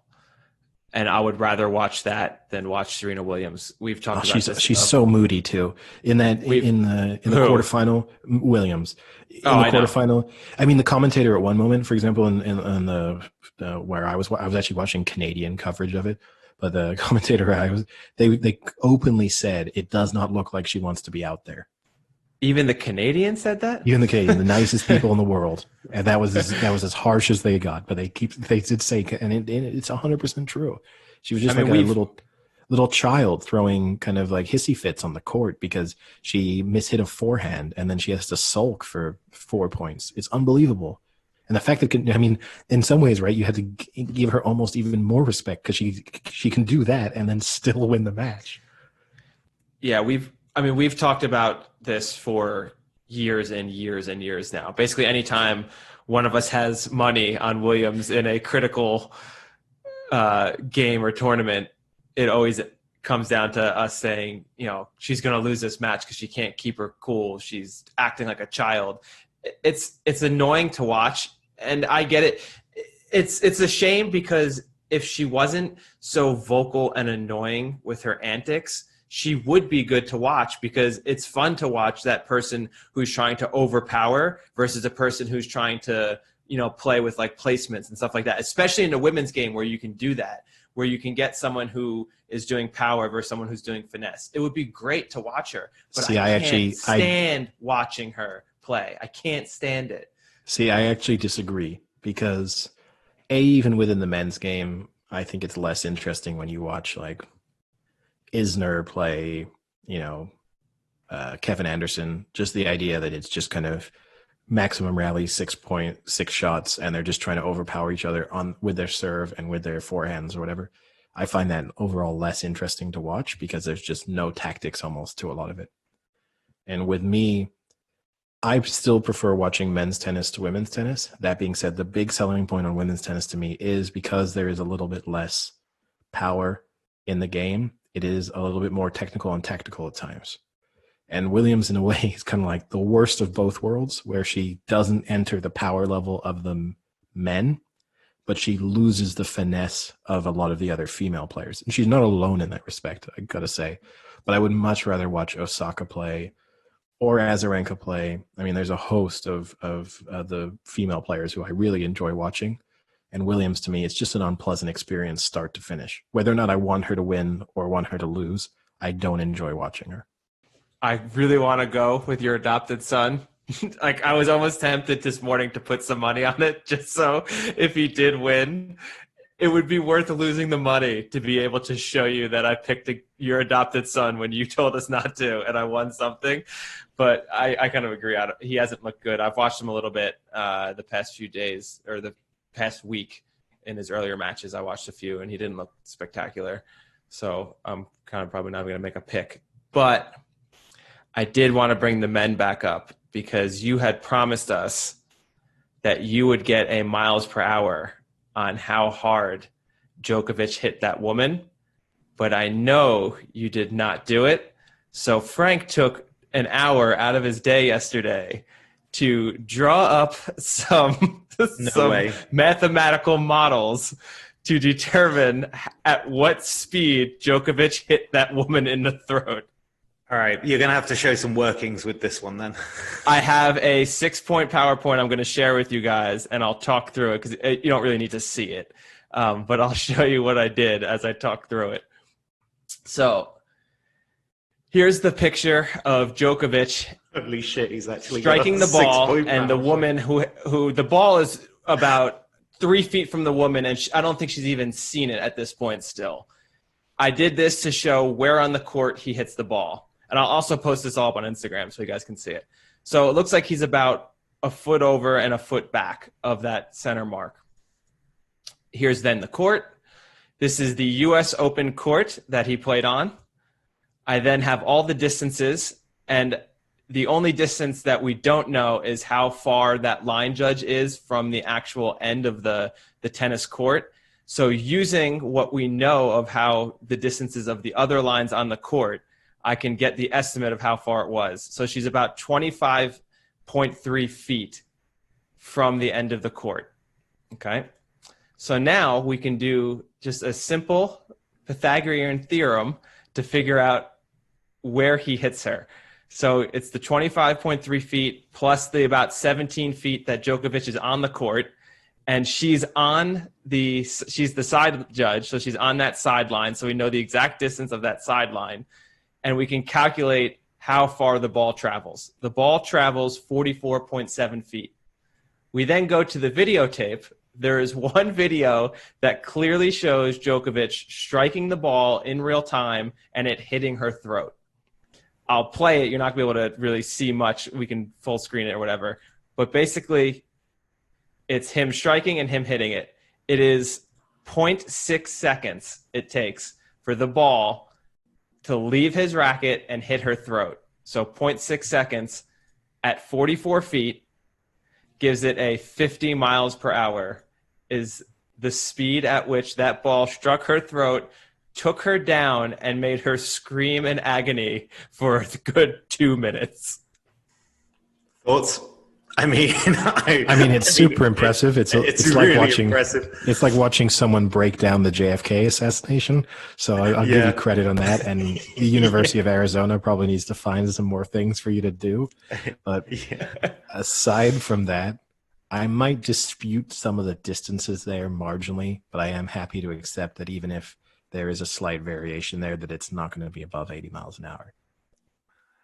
I was just imagining that happening with like kind of Madden style commentary, and it's like, bam, this is when it hits her. Bam, this is the distance, and boom. Yeah. While I was doing it, it reminded me of Parks and Rec when Leslie Knope puts up this crazy thing, and what's her face comes in and is like, "This is something a serial killer would do." And she's like, "Thank you. That shows commitment." Well, I'll offer the same compliment to you. So that brings us to the question, a 50 mile per hour ball striking your throat, are you going down? An 80 mile an hour ball to my throat, I'm not going down. I'm not enjoying the experience, but I'm not going down. And now here comes the other question. And what's the fastest? 44 feet away, are you able to move out of a 50 mile per hour tennis ball? So 44 feet would be about 11 yards. She's not looking at him. She's not looking, right? That's the issue. That's the issue. So probably assuming you're not looking, no, because even if you pick it up as it's coming towards you very last second, maybe you swat it. Maybe you can do that. But you're definitely not moving out of the way. It would have been great if she did some sort of like Neo-style Matrix, like kind of move out the way on it. That would have been incredible to watch. In fairness, Sam, what's the fastest ball you've taken to your face? I'm speechless. I don't even know. It's not that quick. There's just so many memories going through his head that he can't pick one out in particular. That's going to be damaging. 50 mile an hour. That would be damaging. Like people die at those kind of speeds if someone was just running at you. Speed queen. God, it's like I've taught you something new when you're just kind of running away with it now. Yeah, 100%. That's how my mind works. Yeah, it's like a toddler getting taught a new word. So let's keep with our predictions then. Should we jump into the Premier League, which is also starting this week? Yeah, I mean, I guess before we do that, in a way, we spoke about Odell Beckham Jr. getting himself into trouble. We can talk about two England players, Mason Greenwood and Phil Foden, who got themselves into trouble during England's trip to Iceland during the UEFA Nations League. They snuck two Icelandic women, cousins, obviously cousins of each other, not cousins of either Mason Greenwood or Phil Foden. They snuck them into the hotel, which was quarantined, like a mini lockdown bubble. They snuck them in. So that's where the first controversy starts. Apparently they didn't. They're saying they didn't. They're saying that they had paid rooms that night. And I guess that must be quite easy to show, like the ledger of bookings. But they're saying that they had a paid room and they had every right to be in there because obviously it's their room.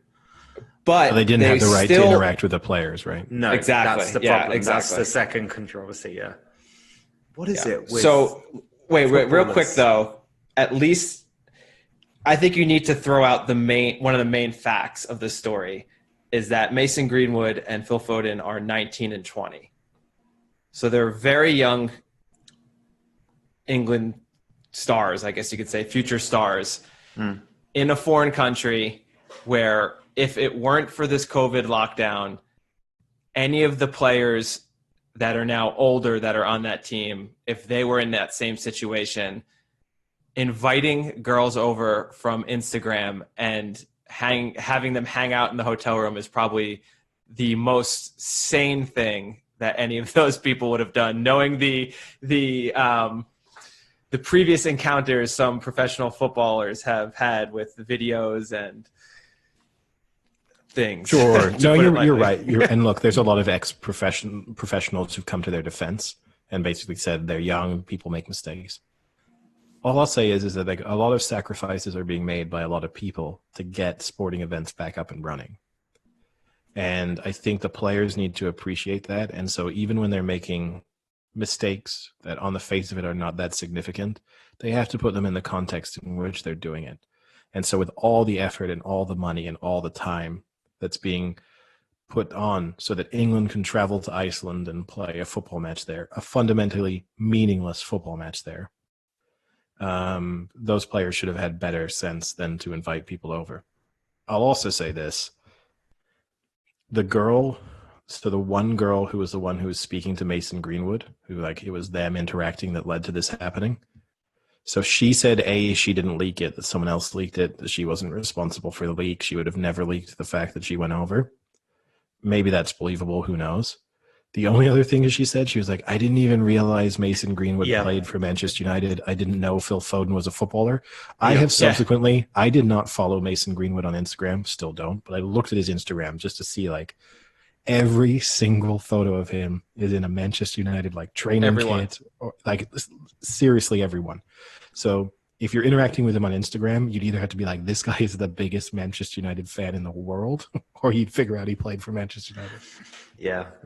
And the other thing, why else would a 20-year-old Icelandic model be interacting with someone on Instagram if he weren't famous or a celebrity?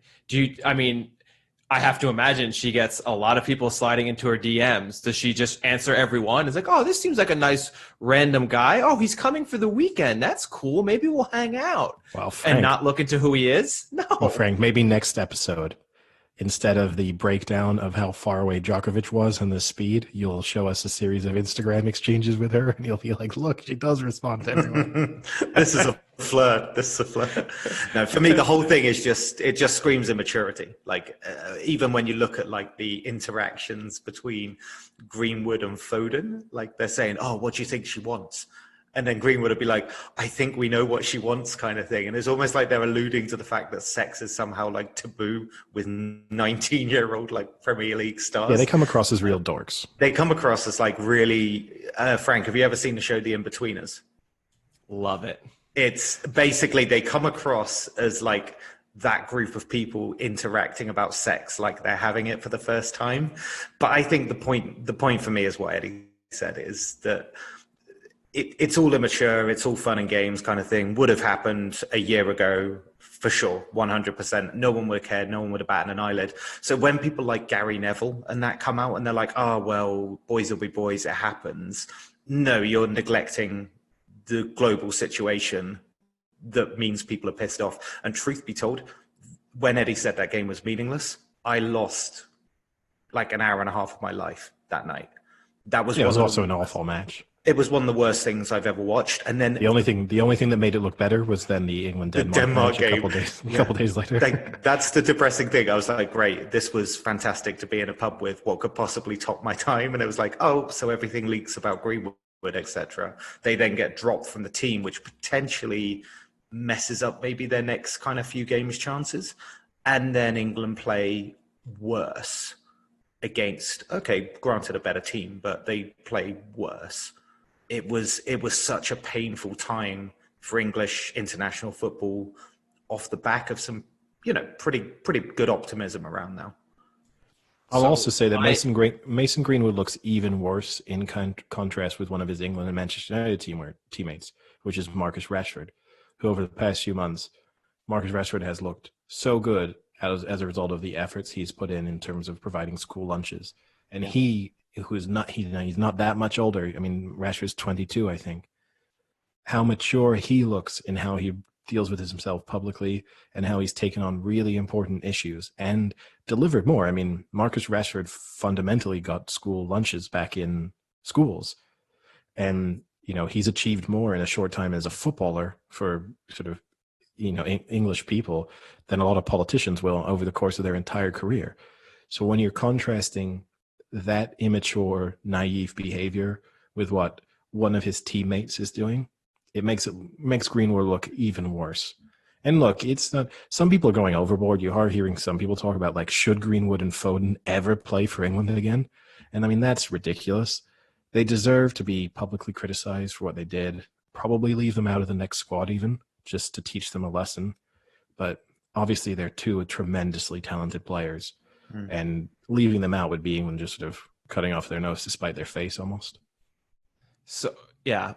My thing with one, I didn't know Foden has a kid.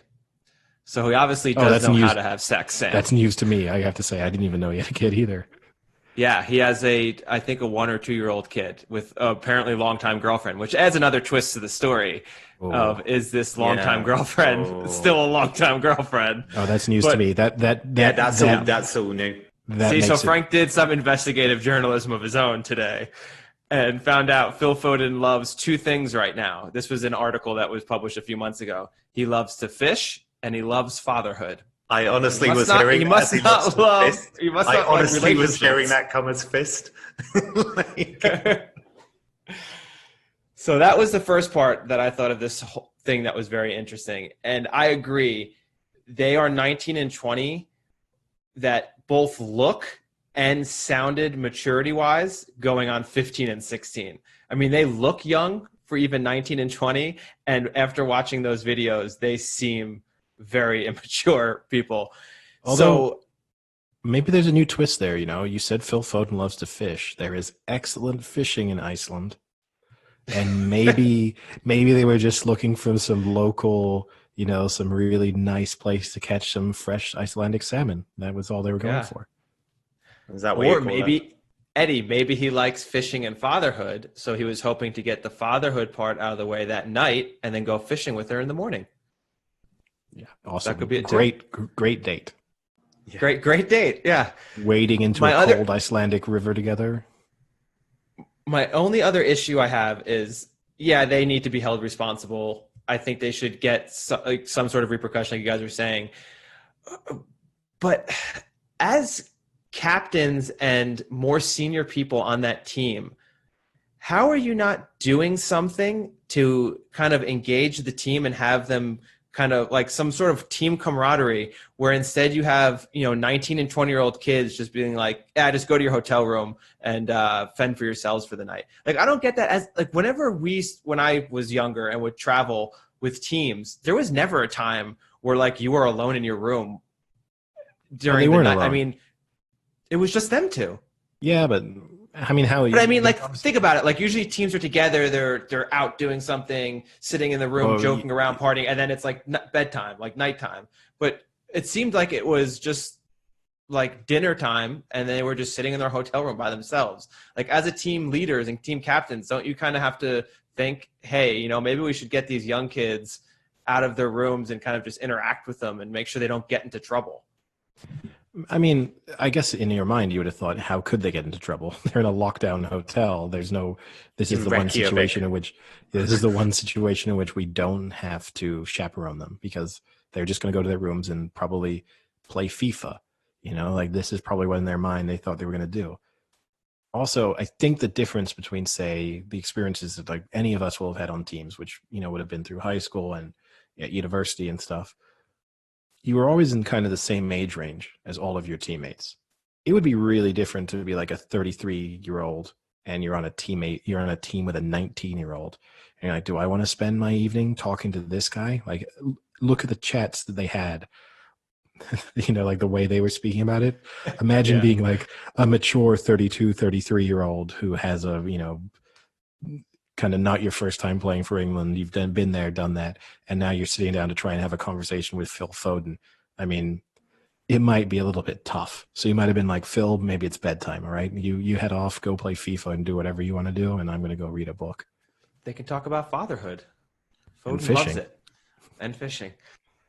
Yeah, but for me, though, the Premier League, like, this is covered in terms of like how to conduct yourself. Like, the clubs, agents, the league itself, they run these kind of like courses, these things on how to like deal with media, how to deal with yourself in front of the cameras, etc. And younger and younger players are getting found younger and younger. People burst on the scenes now when they're 15, 16 years old in the Premier League.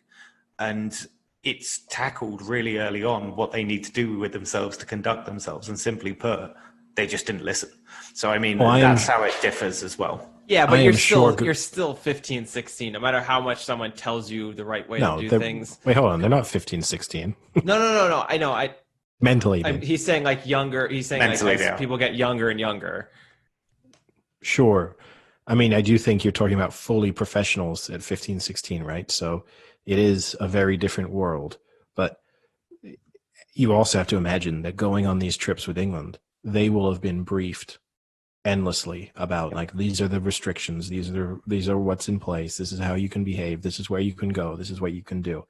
For sure they've had someone talk to them about that. So they've definitely had to ignore a lot of, you know, sort of systems that have been put in place to make them behave. And all they had to do, like, this is the thing too that I always get, that blows my mind, not even footballers, for a lot of people, when people are talking about like, oh yeah, but I broke the rules, I broke the lockdown rules, I broke the quarantine rules, I did this. All you had to do was sit at home. Like, people are acting as if they like accidentally like are breaking these rules. It's like, all you had to do was sit in your hotel room and turn on the TV and you were good. You were fine. He could have messaged those girls. They've got tons of money. Message those Icelandic girls, fly them to Manchester. Do that. Could have done that. If you really want to meet up with them, fly them to Manchester, and done it on non-England duty, had them go stay in a hotel, quarantine if they have to. Could have paid for all of that to happen. You really want to meet them? Go for it. Knock yourselves out. I'm not going to stop you. Just have the sense of like when and how to do it. Yeah. So Sam, shoot us some games, some matches. All right. First one is Fulham v Arsenal. Interesting one. Fulham, obviously a promoted side. Arsenal picked up towards the back end of last season, started well in the Community Shield. I am going to assume that, you know, I wasn't overly impressed as a Blackburn Rovers supporter last year with Fulham. I wasn't overly impressed with them for most of the season, and that was a division they should have won pretty easily with the team that they have on paper. So I'm going to assume that that Arsenal have too much firepower and beat them. Yeah. I think Fulham are tipped by a lot of people to actually not only go down, but a couple of people like BBC pundits, Sky pundits have actually tipped Fulham to finish like lower than West Brom. And obviously, if you haven't heard our Premier League preview, take a look, because most of us tip West Brom as like a easy one to get relegated, but the fact that a lot of people are putting Fulham down as well. Also, they haven't really signed anyone. They've signed a few players, but fundamentally they're still relying on... They signed Harrison Reed, who they had on loan. They did, but they signed like Anthony Knockaert as well. They had like Knockaert as well. And it's like they're still relying on people like Mitrovic, who has not, I think, ever had firepower within the Premier League kind of thing. Even when he was at kind of... was it Wigan? He did okay the year they went down, didn't he? Mitrovic, I think he did okay. And they were a bad team the year they went down, but he did all right. But I think there's a real contrast here.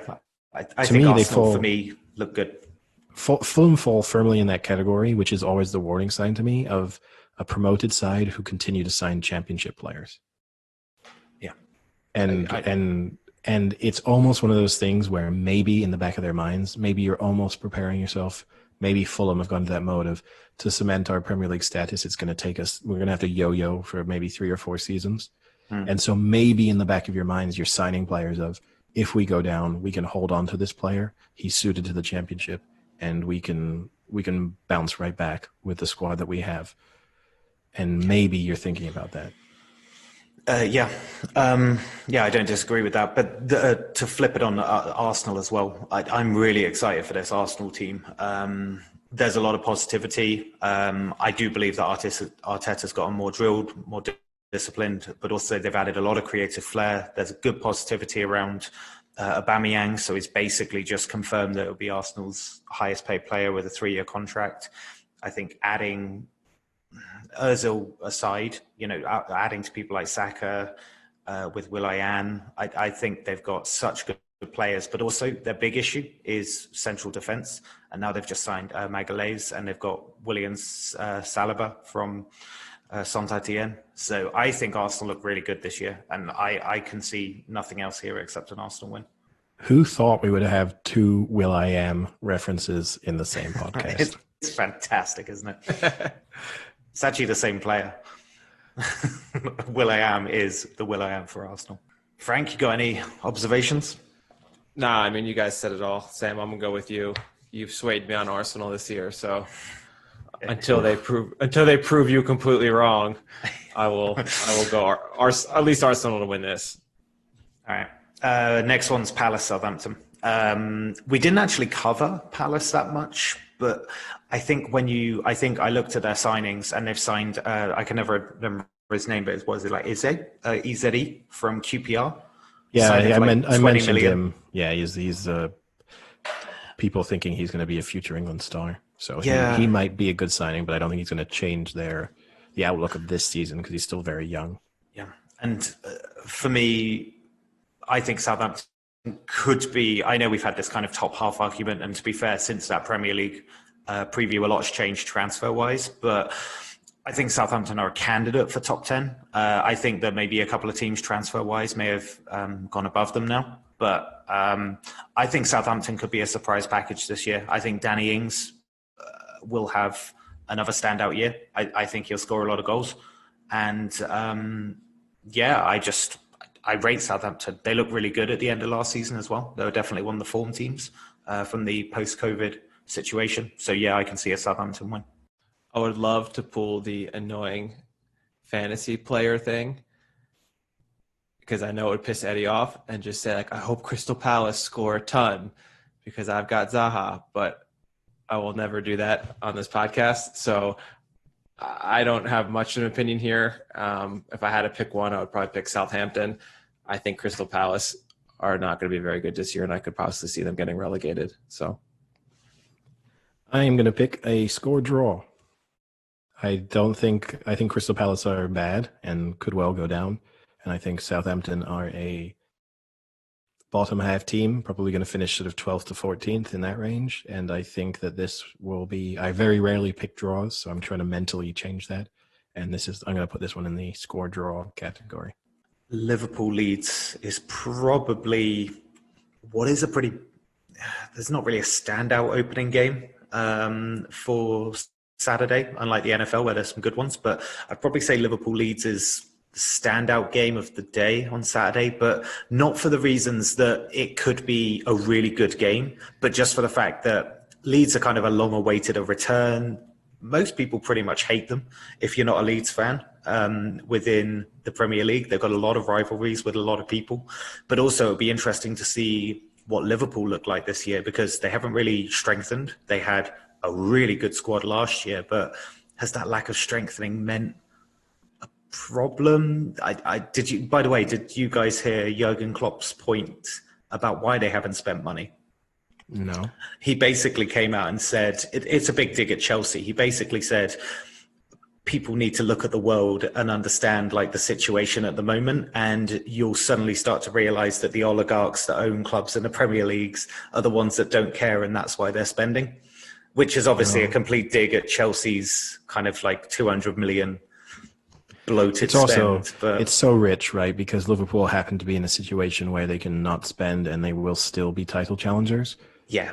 If this had happened 3-4 years ago and they'd been needing to sign Allison and needing to sign Van Dijk, they wouldn't have done that. And Klopp would have been insulted if someone had said to him, don't you think it's wrong to spend money in the current economic climate?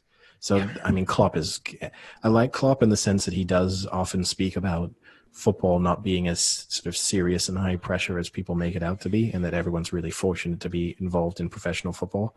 At the same time, he's like a friendly prick. Yeah. So, you know, he's one of those everybody's friendly prick. Yeah, no, but he's just one of those guys who's like, at times he just comes across as really down to earth and really nice, but the moments when he wants to make a point, you can tell he's a bit of an asshole, and that would be definitely in that category. Yeah. I'll tell you what, for this one, this will come back and bite me. I know 100%, but I think Leeds have signed smartly. I think they already had a good team. I think Helder Koska's a really good signing. Rodrigo is a fantastic signing up front. I always think Premier League clubs, when they come up, have a slight boon at the start. You get these weird results where certain clubs do well. Liverpool, post-COVID, post the restart, I don't think have looked good. I just don't think they have looked at the levels they were. And I just feel like with this kind of condensed lack of preseason, that I can actually see this being like a weird score draw. I really can. I couldn't agree with you more. I couldn't disagree with you more, sorry. Oh, okay. What are the other shit? I was like, holy shit! I can't believe he's saying that. No, yeah. Don't get me wrong. It could be a rout. I'm not the biggest Liverpool. I just have a feeling. As everyone knows, I've like not picked Liverpool to win the league, and I've even said that they might finish third. But their home record over in the Klopp era is second to none. So already picking them to not win a home game is going out on a limb. Okay, Leeds have done all right with their signings, and they looked pretty good last year, but it's still a massive leap in quality. And then in addition to that, I actually think Leeds are hurt by the fact that Liverpool have been so shaky at the back end of last season, and then in the Community Shield, the Charity Shield, Community Shield, whatever it's called now. Because I think if you're Klopp and if you're the Liverpool players, you're saying, we're not getting off to a bad start. We are not going to play a promoted side at home and not win. Like don't take this game lightly. Don't look past it. Don't look to sort of bigger matches that might come in the future. We have to start the way we've played every match last season. So I think it hurts Leeds that Liverpool have not looked great over the past sort of 4 or 5 months. If I gave you -1, would you take it? I don't like bets like that, as Frank knows. I never like the bet where it's something the teams involved don't care about. Like that fundamentally is one of my big rules of gambling. Is like, it's why I don't like spreads, for example, a lot in any sport. Is I never like having the feeling that the team involved doesn't give a shit about the fact that whether they win by 1 goal or 2. Okay. That being said, if you put I'm just saying that's just my general rule. But that being said, if you put a gun to my head and am I taking Liverpool -1.5 or Leeds +1.5, I'm taking Liverpool -1.5. You keep teasing us. Eddie, are you sure subconsciously? Yeah. Are you sure subconsciously? About this, do you want Leeds? Are you just disagreeing with me because it's what I've said? Anyway, next one. We don't want mine. Oh, sorry, Frank. Yeah. Sure. No. Whatever. I mean, to be honest, I can't believe we just spent that much time talking about a Liverpool Leeds match when I was going to ask, is 1-4 an even fair odds for Liverpool? I would have put them further down. I'll take -1.5. I mean, the defending champ versus a newly promoted team. I understand they haven't been playing great lately, but the talent level on Liverpool is still astonishingly higher than what Leeds have right now. I'll take Liverpool -1.5. All right. Okay. West Ham Newcastle is the late kickoff. What a Saturday evening treat this is. It's a good thing I'll be hammered for this because it's the only way I'd watch it. I mean, the players might be drunk by the time this kicks off. Yeah, it's true. Well, Eddie, you said you liked to have teams have something to play for. Well, I've got a good stat for you. West Ham have lost their last 4 home opener, let me start this completely over again. Oh, it's the second stroke of the day. Yeah. West Ham have lost their last 4 openers, and Newcastle have lost 7 out of their last 8 openers. So I really think one of them wants to play for a win in an opener here. I mean, my pick is just going to be a draw. So no one's gonna win. Yeah, still, and that was gonna be my pick even before that statistic came out. But yeah, it's a draw. Both of these teams are bad, so they're both going to be involved in and around the drop zone, regardless of this result. But they're both bad. I think if I'm going to lean any direction on this, West Ham have one of those terribly annoying records at home where they usually do all right, Man City aside, they usually do all right against the bigger teams, but they fail miserably against lower teams. But also the problem is Newcastle have a terrible ability to beat teams around them as well. And that's usually why they're in the position they are. And I consider West Ham one of those teams. But the Fraser Wilson signings, if they go straight in and play, and they play to the levels they did 2 years ago, I think that could probably tip a slight favour to Newcastle. I mean, I'd probably go Newcastle it's going to be boring. It's going to be horrible. It may be 1-0, but I think Newcastle if Callum Wilson kicks on to, not last year, because it wasn't exactly fantastic last year, but the season before he can get to that level quite quickly. I think Newcastle have got themselves like a 15-plus goal scorer, which is something they badly need. So, I'm going to edge Newcastle, but terrible, terrible game. Guess we can save probably some time. Well, Frank, I guess you didn't make your pick, though. Yeah. If I had to pick the winner, I think I'd go with Eddie with the draw. I think the better bet might be the over. I know Sam could said it could be 1-0, but I could also see it being 2-2 very easily with them just letting up shit goals. Yeah. And I guess we can move on then, talking about 2 of the worst teams in the league. And then we can speak about arguably who most are predicting to be the worst team in the league. So West Brom Leicester. I am just going to base the fact that I think West Brom are going to be really bad and that Leicester are going to be a top 8 team, and I'm going to back Leicester to win.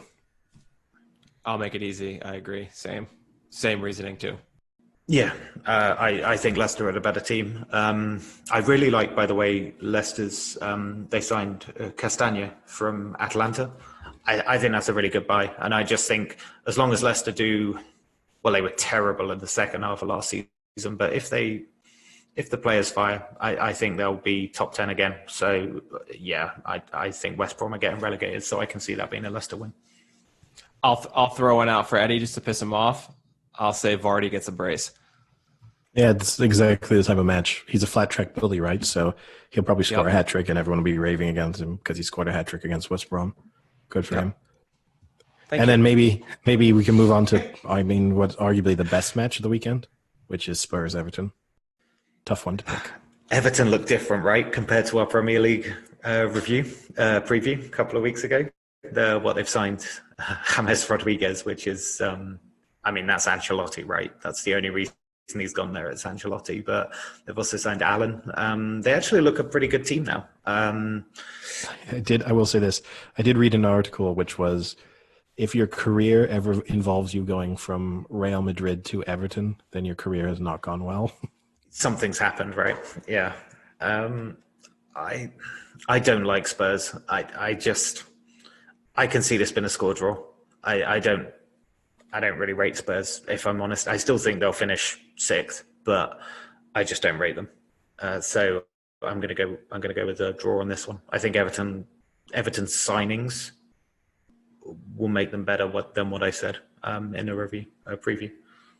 I mean, I thought Everton were going to be one of the teams that improved the most. I still stand by that. The signings have only reinforced that. That being said, I think this will be a Mourinho special, and I think Spurs will grind out a win. Sheffield United, Wolves, and Brighton, Chelsea. Yeah, I could do those ones quickly. I obviously think that Sheffield United are going to be significantly worse this year, so I'll take Wolves. And Chelsea, I just think I always have these doubts about Chelsea because they do have weird results. But given their signings and how good they look like they could be, you got to assume they're going to be able to beat Brighton.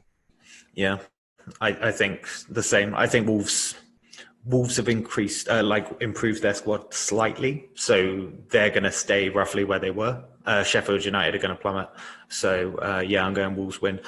Chelsea have spent big. And actually, it's a little bit, England speaking, it's a little bit frustrating because people like Tammy Abrahams and Mason Mount, who looked good last year, are probably going to be in way more competition for their places, so much so that they're probably not actually in the first team really for this. They're going to be a lot more bit part players, which is a shame for England in a way because they're both really encouraging players. But yeah, Chelsea signings look good. They're so kind of forward heavy now in terms of, I think they'll score a lot of goals this season.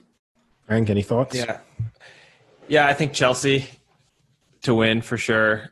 Wolves, Sheffield, I could see a draw. That's what I would pick if I had to pick that match, but I wouldn't. If you held a gun up to my head, Eddie, I might just say no pick and take the bullet.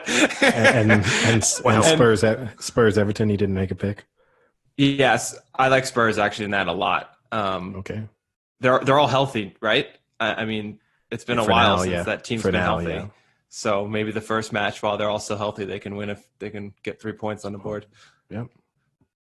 All right. Now that wraps up the I guess then, seeing as we've picked every match in the Premier League and every match in the NFL, does anyone want to throw out their best bet of the weekend, either as a single or accumulator or parlay, I guess, for our American listeners? Well, I've done one, Eddie, that I put in this morning that I can let you rip apart if you want.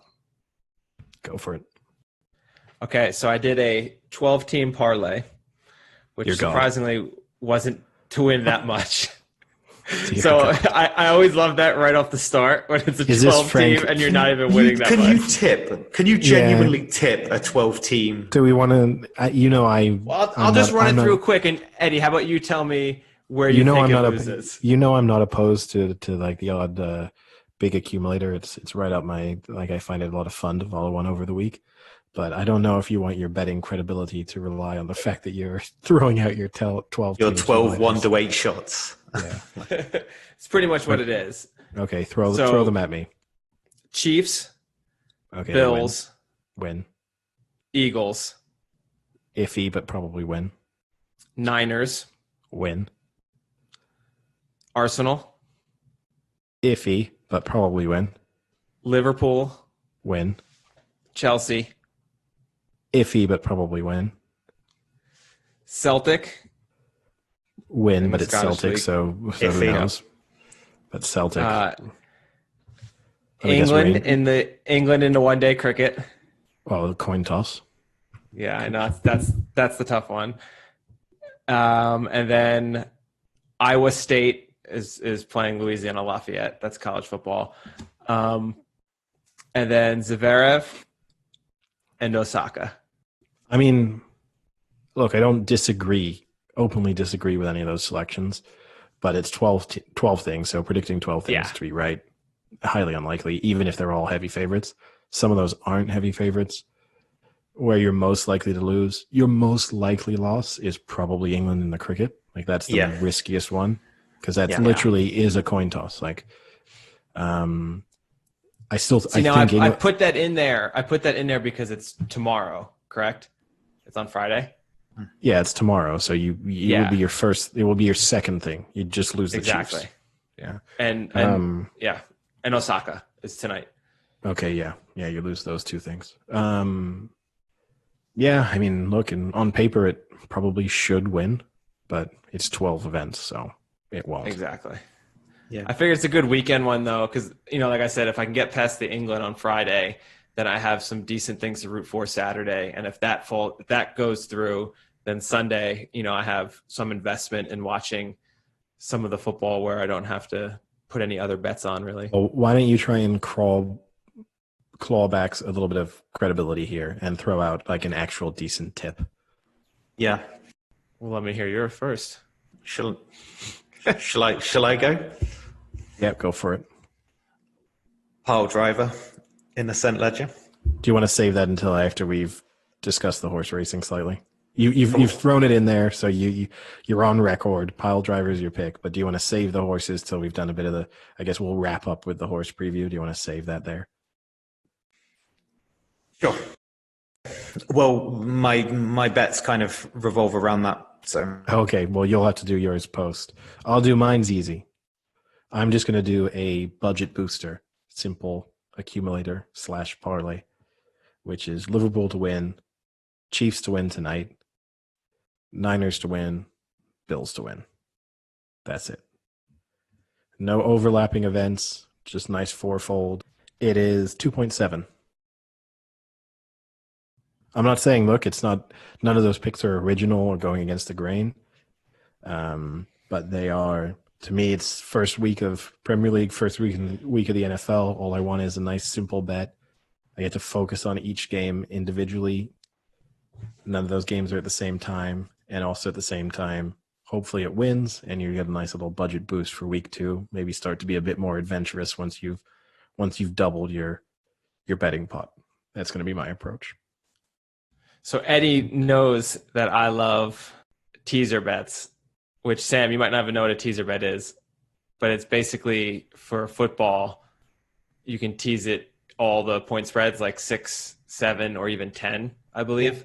Yeah. So I usually do a 6-pointer.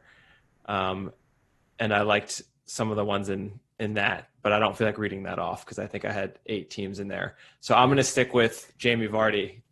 2 goals or more. Score? 2 goals or more. 2 goals or more, Jamie Vardy.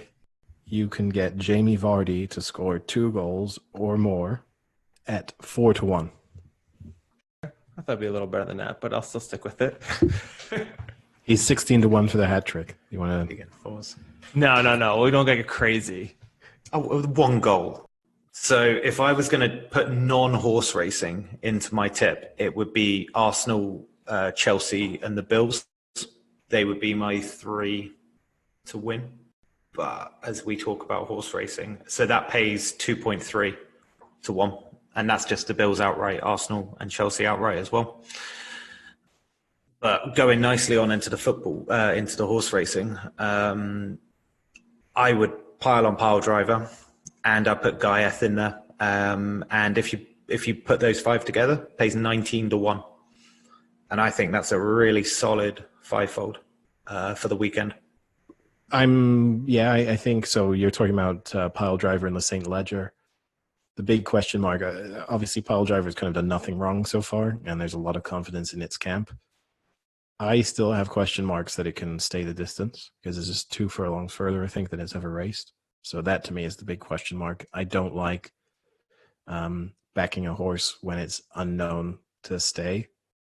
And so in that case, I won't have that confidence in Pile Driver. But personally, for me, the St. Ledger this year is kind of a stay away.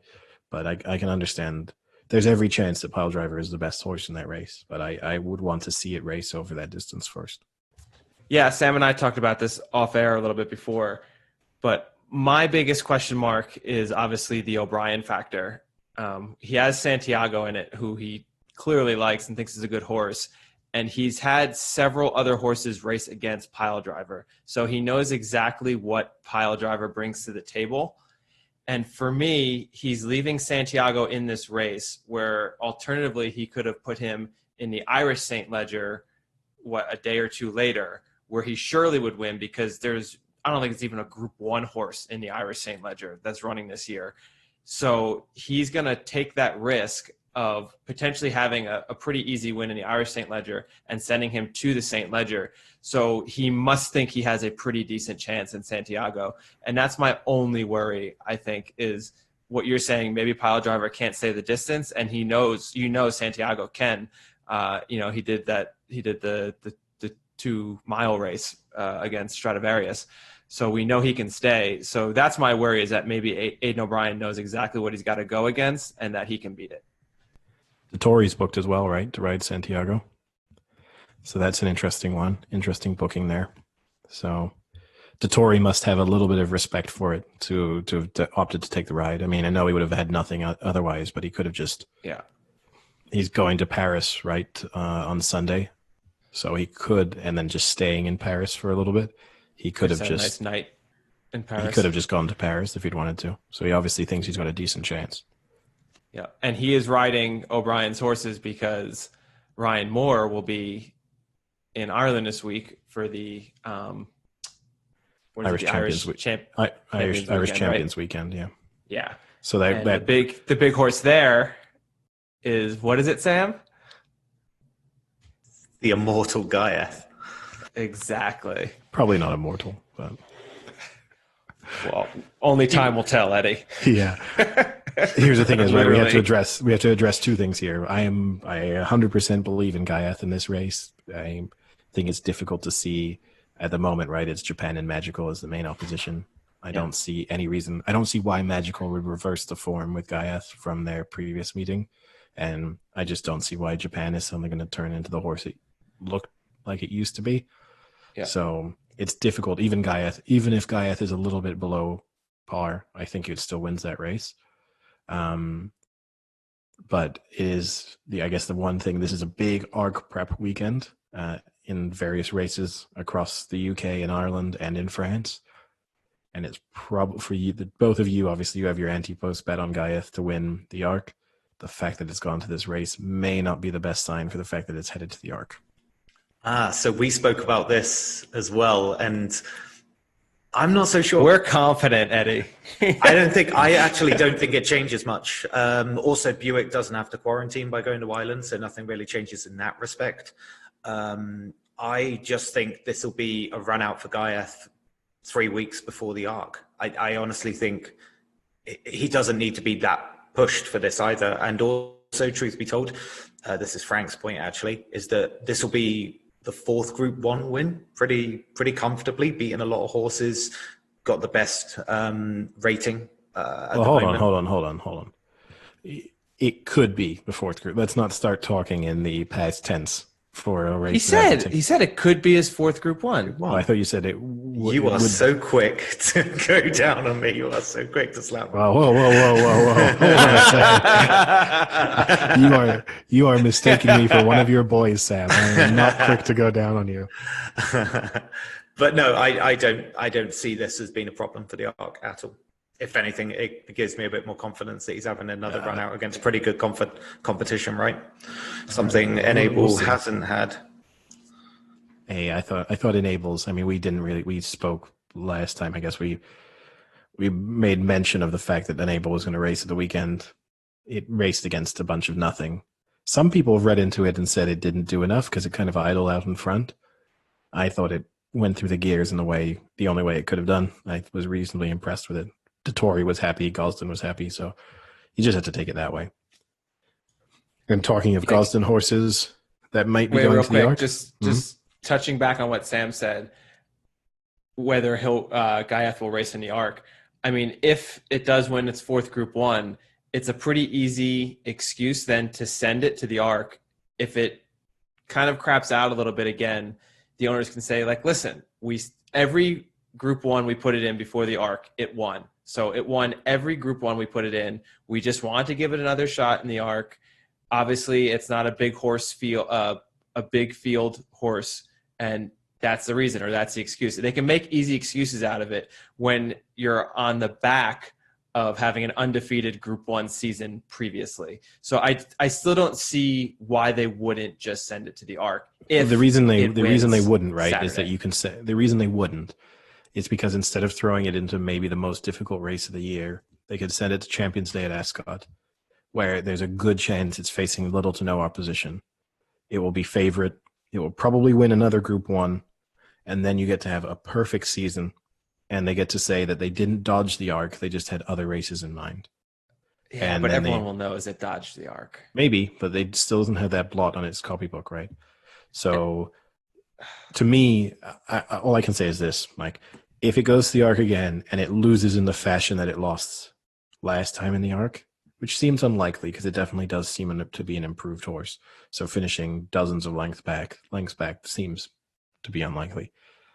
If it does, then throw out everything it's achieved this season, honestly, because it beat an 85% fit Enable, and then it beat a bunch of other horses that for the most part are horses that take part in Group 1 races but don't win them.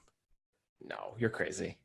I'm not having that because, you're a hater because also like Guyeth, we've said this before, like in the Eclipse, Guyeth might have been 85% as well. That doesn't mean anything. No. Hold on. Sorry.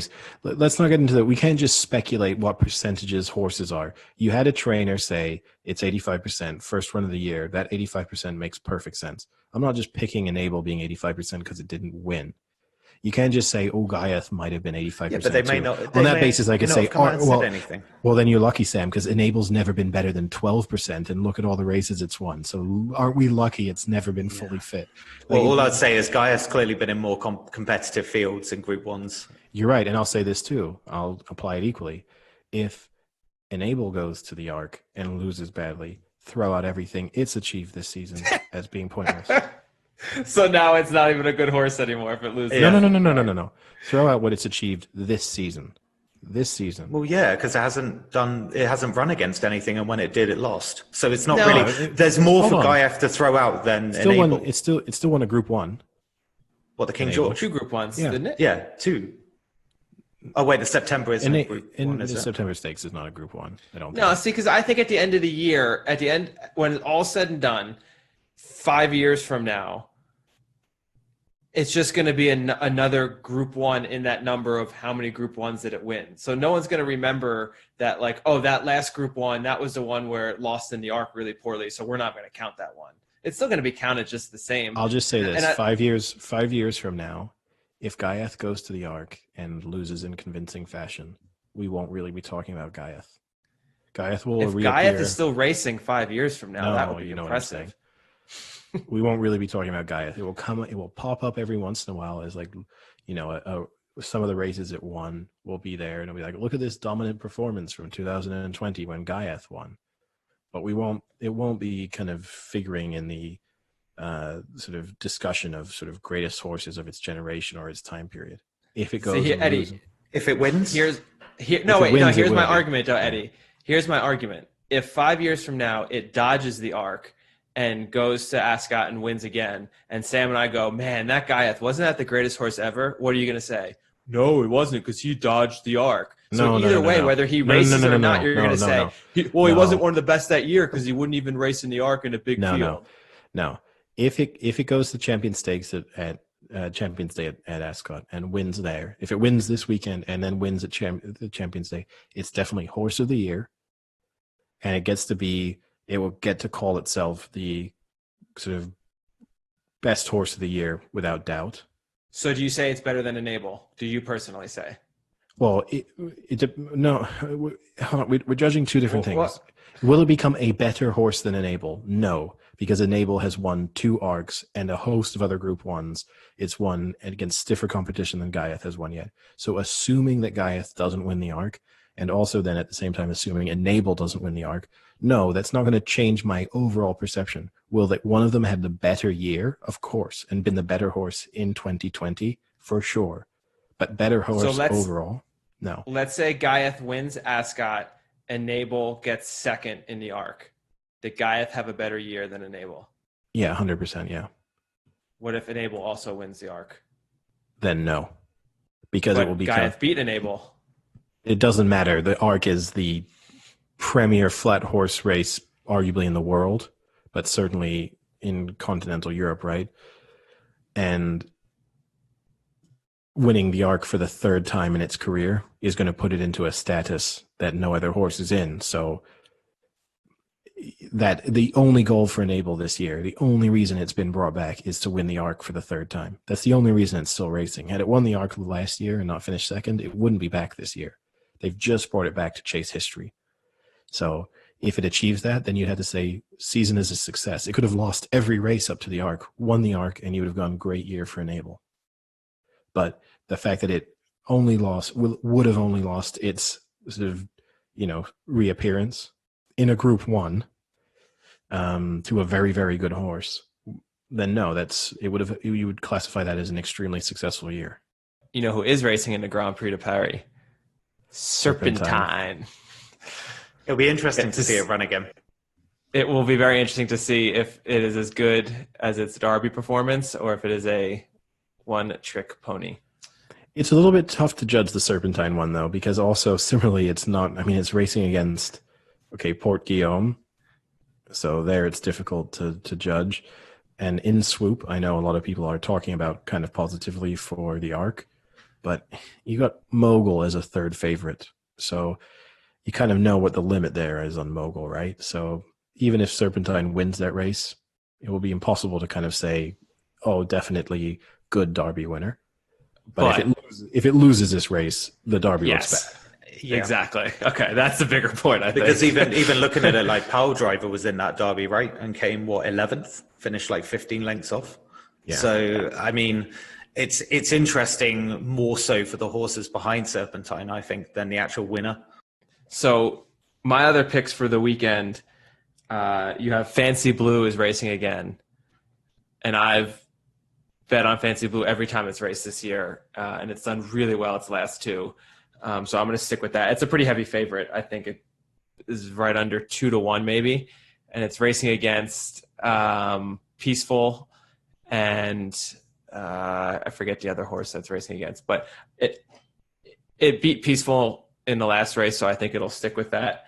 And then Guyeth, of course, I like Guyeth. So I would put those two together with Eddie's 4 picks that he had, and that would be, I think, a pretty solid bet. That would get you up to probably around 10-1. Yeah, and I mean, also, right, we haven't spoken about Stradivarius testing itself over 1 mile 4 in the pre-Foy. So it's odds-on favorite. It's not racing against anything that on paper looks like it should be able to beat it if Stradivarius handles that distance. Obviously, it's not a question of staying. It's a question of can it race efficiently over that distance. You got Anthony Van Dyke in that race. So it's another one. O'Brien trotting out a horse that's won a Group 1 for him, but kind of hasn't done a lot since then. But if Stradivarius doesn't win this, I would say you don't send it to the Arc. To me, it's pretty simple. I know they will anyway, because obviously that's the goal of the owner. Bjorn Nielsen's going to send it to the Arc because he wants an Arc horse. But fundamentally, if it can't win this, you can't send it out into a bigger field over the same distance at the same track against just higher quality. It just wouldn't make sense. The other horse I would actually say is worth keeping an eye on this weekend too is, I'm not even sure how to say it, Rabiha, French horse racing in the Prix Vermeil. And Jean-Claude Rouget is the trainer. And Jean-Claude Rouget, big French trainer, says that apart from Love, this is the only horse that should be in the discussion to win the Arc. Wow. He said Love That's is bold. the clear. He said Love is the deserved favorite, but that apart from that, it's a 2-horse race as far as he's concerned between the two of them. Well, we'll have to see about that. There actually is another good race Sunday in Nakura. Now that I remembered it, the National Stakes, or the Vincent O'Brien National Stakes. You have 3 horses in there that could be potential Guineas horses next year, with Lucky Vega, who's favored over Battleground, which is pretty interesting. So Battleground is the O'Brien horse out of Found that did really well in Royal Ascot, and then follow that up with another nice win. And Master of the Seas, who's a Appleby horse, who is also undefeated right now. So the three of them are going up on Sunday against each other, and the winner of that will probably be the favorite for the Guineas next year. So that's going to be an interesting race. Yeah. We also missed. We didn't preview a really interesting race that took place today, which was Logician's reappearance in the opening race of the day today at Doncaster. Wasn't it a 2-horse race? It was a 2-horse race. Literally a 2-horse race. it was thrilling. I think the SP was 1-14, something like that. And my word, was it an impressive performance. And if we're going to recap a little, we should probably have recapped the Kentucky Derby. We didn't recap that at all. Coming off of last week, we all predicted 'Tis the Law, and it was actually a good race. I mean, I think that's all you can ask for in a big race like that, like the Kentucky Derby, is where you have the favorite come around onto the home straight, and he's there with everything to win it with one other horse, and the other horse kind of pushed past and beat him in Authentic. So that was a good race. Yeah, 'Tis the Law loomed up as if he was going to win the race. I mean, if you'd done in-running betting, right, and if you'd sort of looked at the odds as they came around the bend, I think you would have made 'Tis the Law a heavy, heavy favorite at that point. So the fact that Authentic kind of found another gear and 'Tis the Law sort of didn't was a little bit surprising. We'd obviously discussed a little bit of the Baffert doping controversy. I think it's a little bit sad to have a Baffert horse win the Kentucky Derby. And I hope for the Kentucky Derby's sake that it doesn't come out later on in the year that there's more doping there, just because to have the controversial disqualification the year before, then follow that up with maybe a doping scandal with this year, it just makes horse racing overall look really bad. Yeah, I mean, I don't think we will. Because they'll cover it up for sure if I were them. No, legitimately, if I were them and it came and it tests positive, just bury it. Because American horse racing already gets such a bad rap for all the horses dying at various tracks, that to then throw on the fact that even in the prestigious races, it's just a total mess. I mean, it would be a sorry. Well, it looks really good for the University of Arizona because Bob Baffert is a graduate of the University of Arizona, which have the only horse racing industry program degree you can get in the country. So another nice win for the University of Arizona.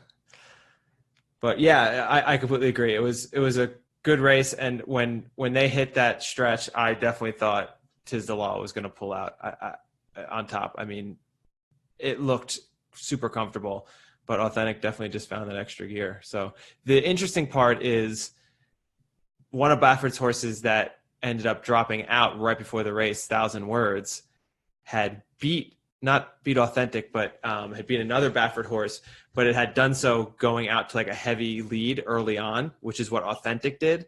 So had that horse still been in the race, it would have been interesting to see if he had kind of pushed Authentic for the lead a little bit and tired Authentic out a little more, which then definitely would have set up right for 'Tis the Law.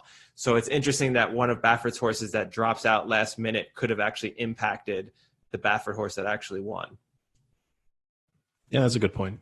All right, so I guess that wraps up everything we've got going this weekend. A very busy weekend. As Sam said, he's very excited that real sports are back. That's what he texted us this morning. So, yeah, I cannot agree more. I got about another, hour to go until football's back, and then a really good weekend of American football and European football. So I guess the only thing we can say, game 4 of the Lakers-Rockets series is going on right now. It's just in the first quarter. But it is worth mentioning that tomorrow is game 7 of the Celtics-Raptors series. And that will determine if the Celtics win that series, then Sam will beat me in the head-to-head picking of this round of the NBA. No. Oh, he won't just beat you. Sam the Squid. Sam the Squid will have beaten Sam you. the Squid will beat me. And not only that, he will be in a position to potentially go 4 for 4 on his picks, which, considering he picked one relatively large upset, right? The Milwaukee Bucks were the number 1 seed, the Miami Heat, the 5th seed. They're the first 5th seed to make the conference finals since, I think, the Memphis Grizzlies in 2013. So it doesn't happen that often. The squid just knows when. Yeah. It will be interesting to see if you can carry that form on into the next round.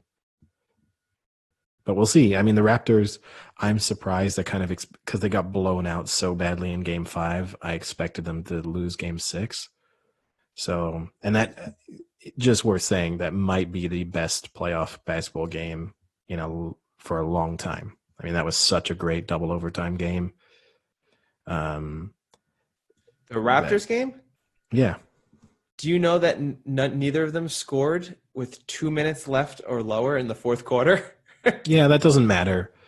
To me, the intensity, sometimes the I'm not going to judge it on the execution, right? And the execution in the 2 periods of overtime was incredible. So they made up for the kind of stuttering. Terrible finish. Yeah, they made up for that by 2 really high quality periods of overtime. Yeah. And now that you mentioned this, this is going to set up for a really great next podcast, because we'll have week 1 of the NFL to dissect. We'll have week 1 of the Premier League to dissect. And then we'll have Sam the Squid's NHL predictions and Sam the Squid's NBA predictions to kind of give a follow-up on. Yeah. Could do, and a lot of horse racing fallout. All right. Well, until then, boys, I'll talk to you later. Yep. I'll go clean up my smashed painting. See you guys. Cheerio.